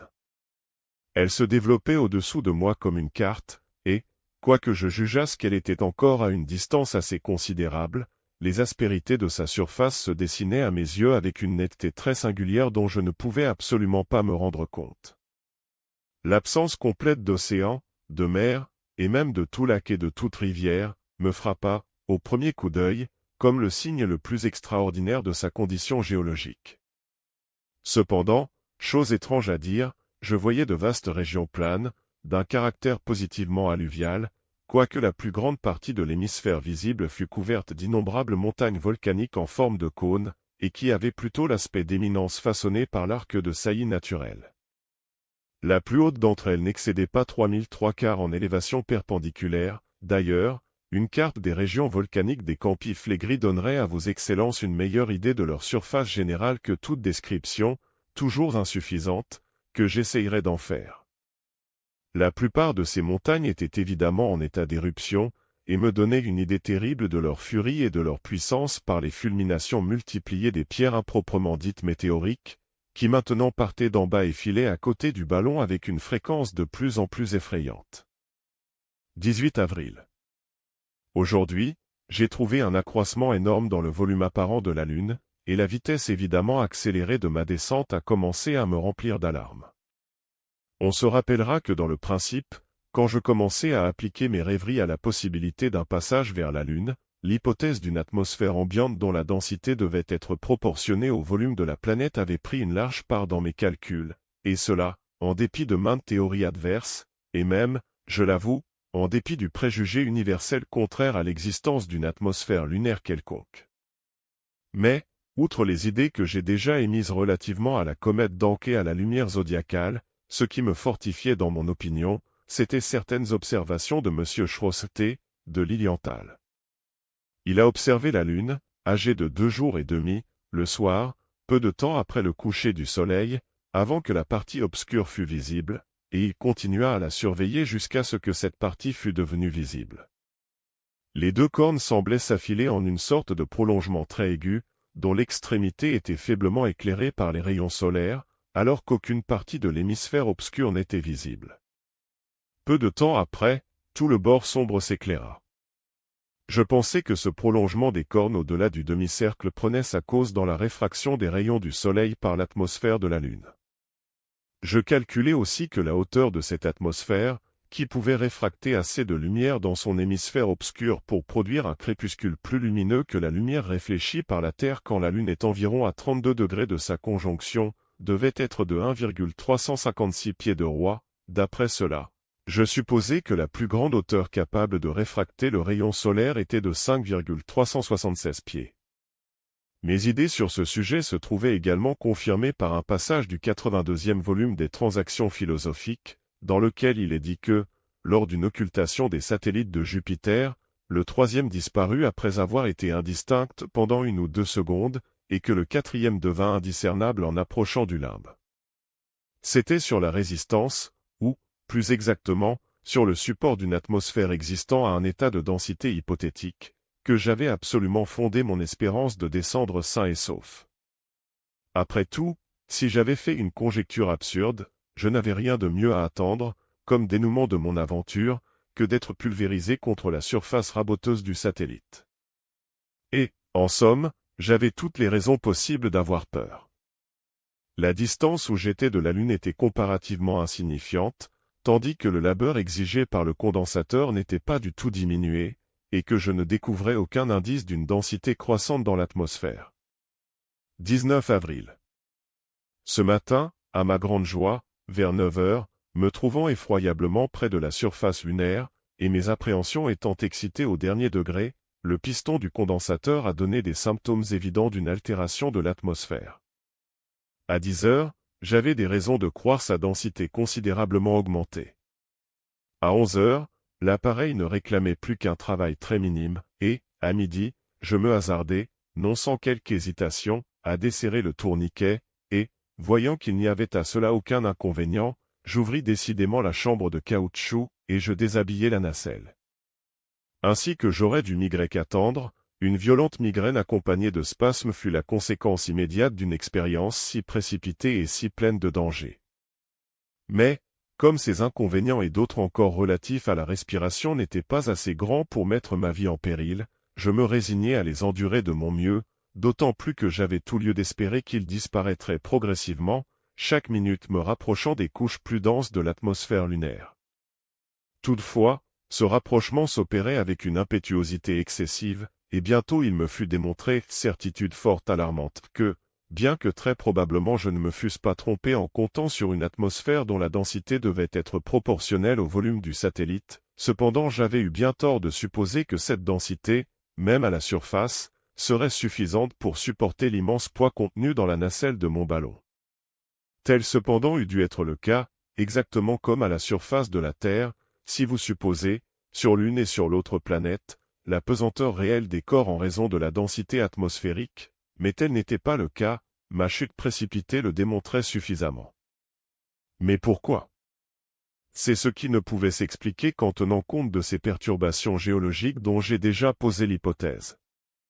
En tout cas, je touchais presque à la planète, et je tombais avec la plus terrible impétuosité. Aussi je ne perdis pas une minute, je jetai par-dessus bord tout mon lest, puis mes barriques d'eau, puis mon appareil condensateur et mon sac de caoutchouc, et enfin tous les articles contenus dans la nacelle. Mais tout cela ne servit à rien. Je tombais toujours avec une horrible rapidité, et je n'étais pas à plus d'un demi-mille de la surface. Comme expédit suprême, je me débarrassai de mon paletot, de mon chapeau et de mes bottes, je détachai du ballon la nacelle elle-même, qui n'était pas d'un poids médiocre, et, m'accrochant alors au filet avec mes deux mains, j'eus à peine le temps d'observer que tout le pays, aussi loin que mon œil pouvait atteindre, était criblé d'habitations lilliputiennes, avant de tomber, comme une balle, au cœur même d'une cité d'un aspect fantastique et au beau milieu d'une multitude de vilains petits peuples, dont pas un individu ne prononça une syllabe ni ne se donna le moindre mal pour me prêter assistance. Ils se tenaient tous, les poings sur les hanches, comme un tas d'idiots, grimaçant d'une manière ridicule et me regardant de travers, moi et mon ballon. Je me détournai d'eux avec un superbe mépris, et, levant mes regards vers la terre que je venais de quitter, et dont je m'étais exilé pour toujours peut-être, je l'aperçus sous la forme d'un vaste et sombre bouclier de cuivre d'un diamètre de 2 degrés environ, fixe et immobile dans les cieux, et garni à l'un de ses bords d'un croissant d'or étincelant. On n'y pouvait découvrir aucune trace de mer ni de continent, et le tout était moucheté de taches variables et traversé par les zones tropicales et équatoriales, comme par des ceintures.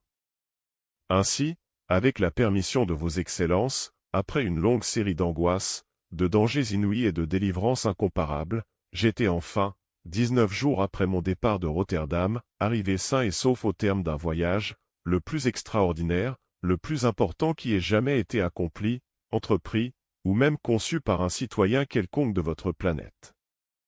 Mais il me reste à raconter mes aventures. Car, en vérité, vos excellences concevront facilement qu'après une résidence de 5 ans sur une planète qui, déjà profondément intéressante par elle-même, l'est doublement encore par son intime parenté, en qualité de satellite, avec le monde habité par l'homme, je puisse entretenir avec le Collège national astronomique des correspondances secrètes d'une bien autre importance que les simples détails, si surprenants qu'ils soient, du voyage que j'ai effectué si heureusement. Telle est, en somme, la question réelle. J'ai beaucoup de choses à dire, et ce serait pour moi un véritable plaisir de vous les communiquer.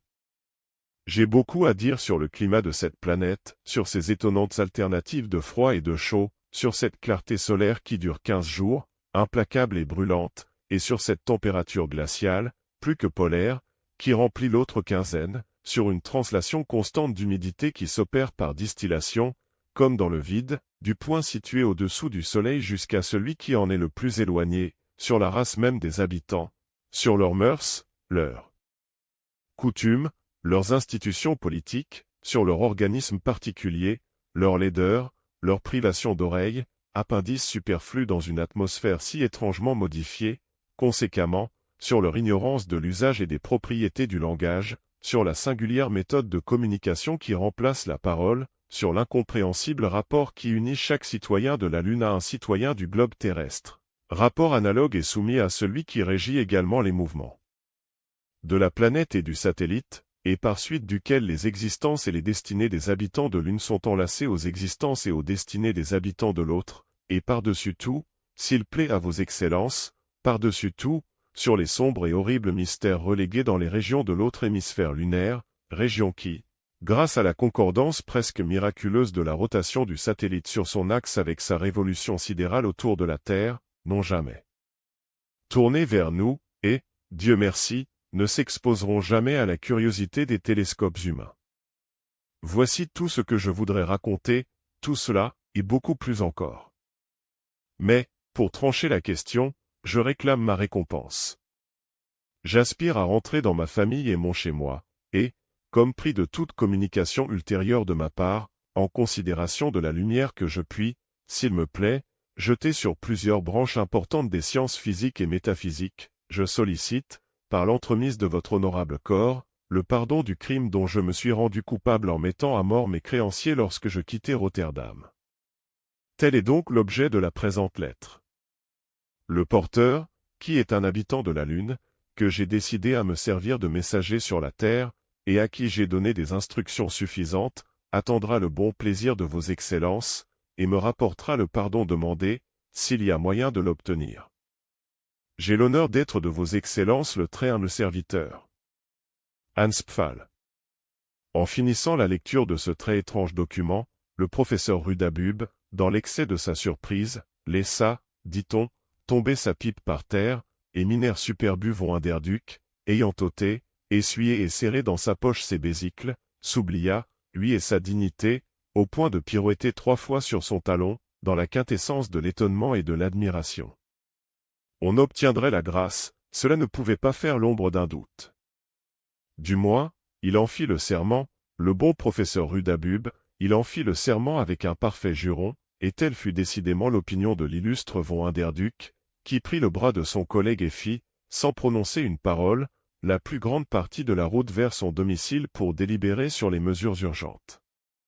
Cependant, arrivé à la porte de la maison du bourgmestre, le professeur s'avisa de suggérer que, le messager ayant jugé à propos de disparaître, terrifié sans doute jusqu'à la mort par la physionomie sauvage des habitants de Rotterdam, le pardon ne servirait pas à grand-chose, puisqu'il n'y avait qu'un homme de la Lune qui pût entreprendre un voyage aussi lointain.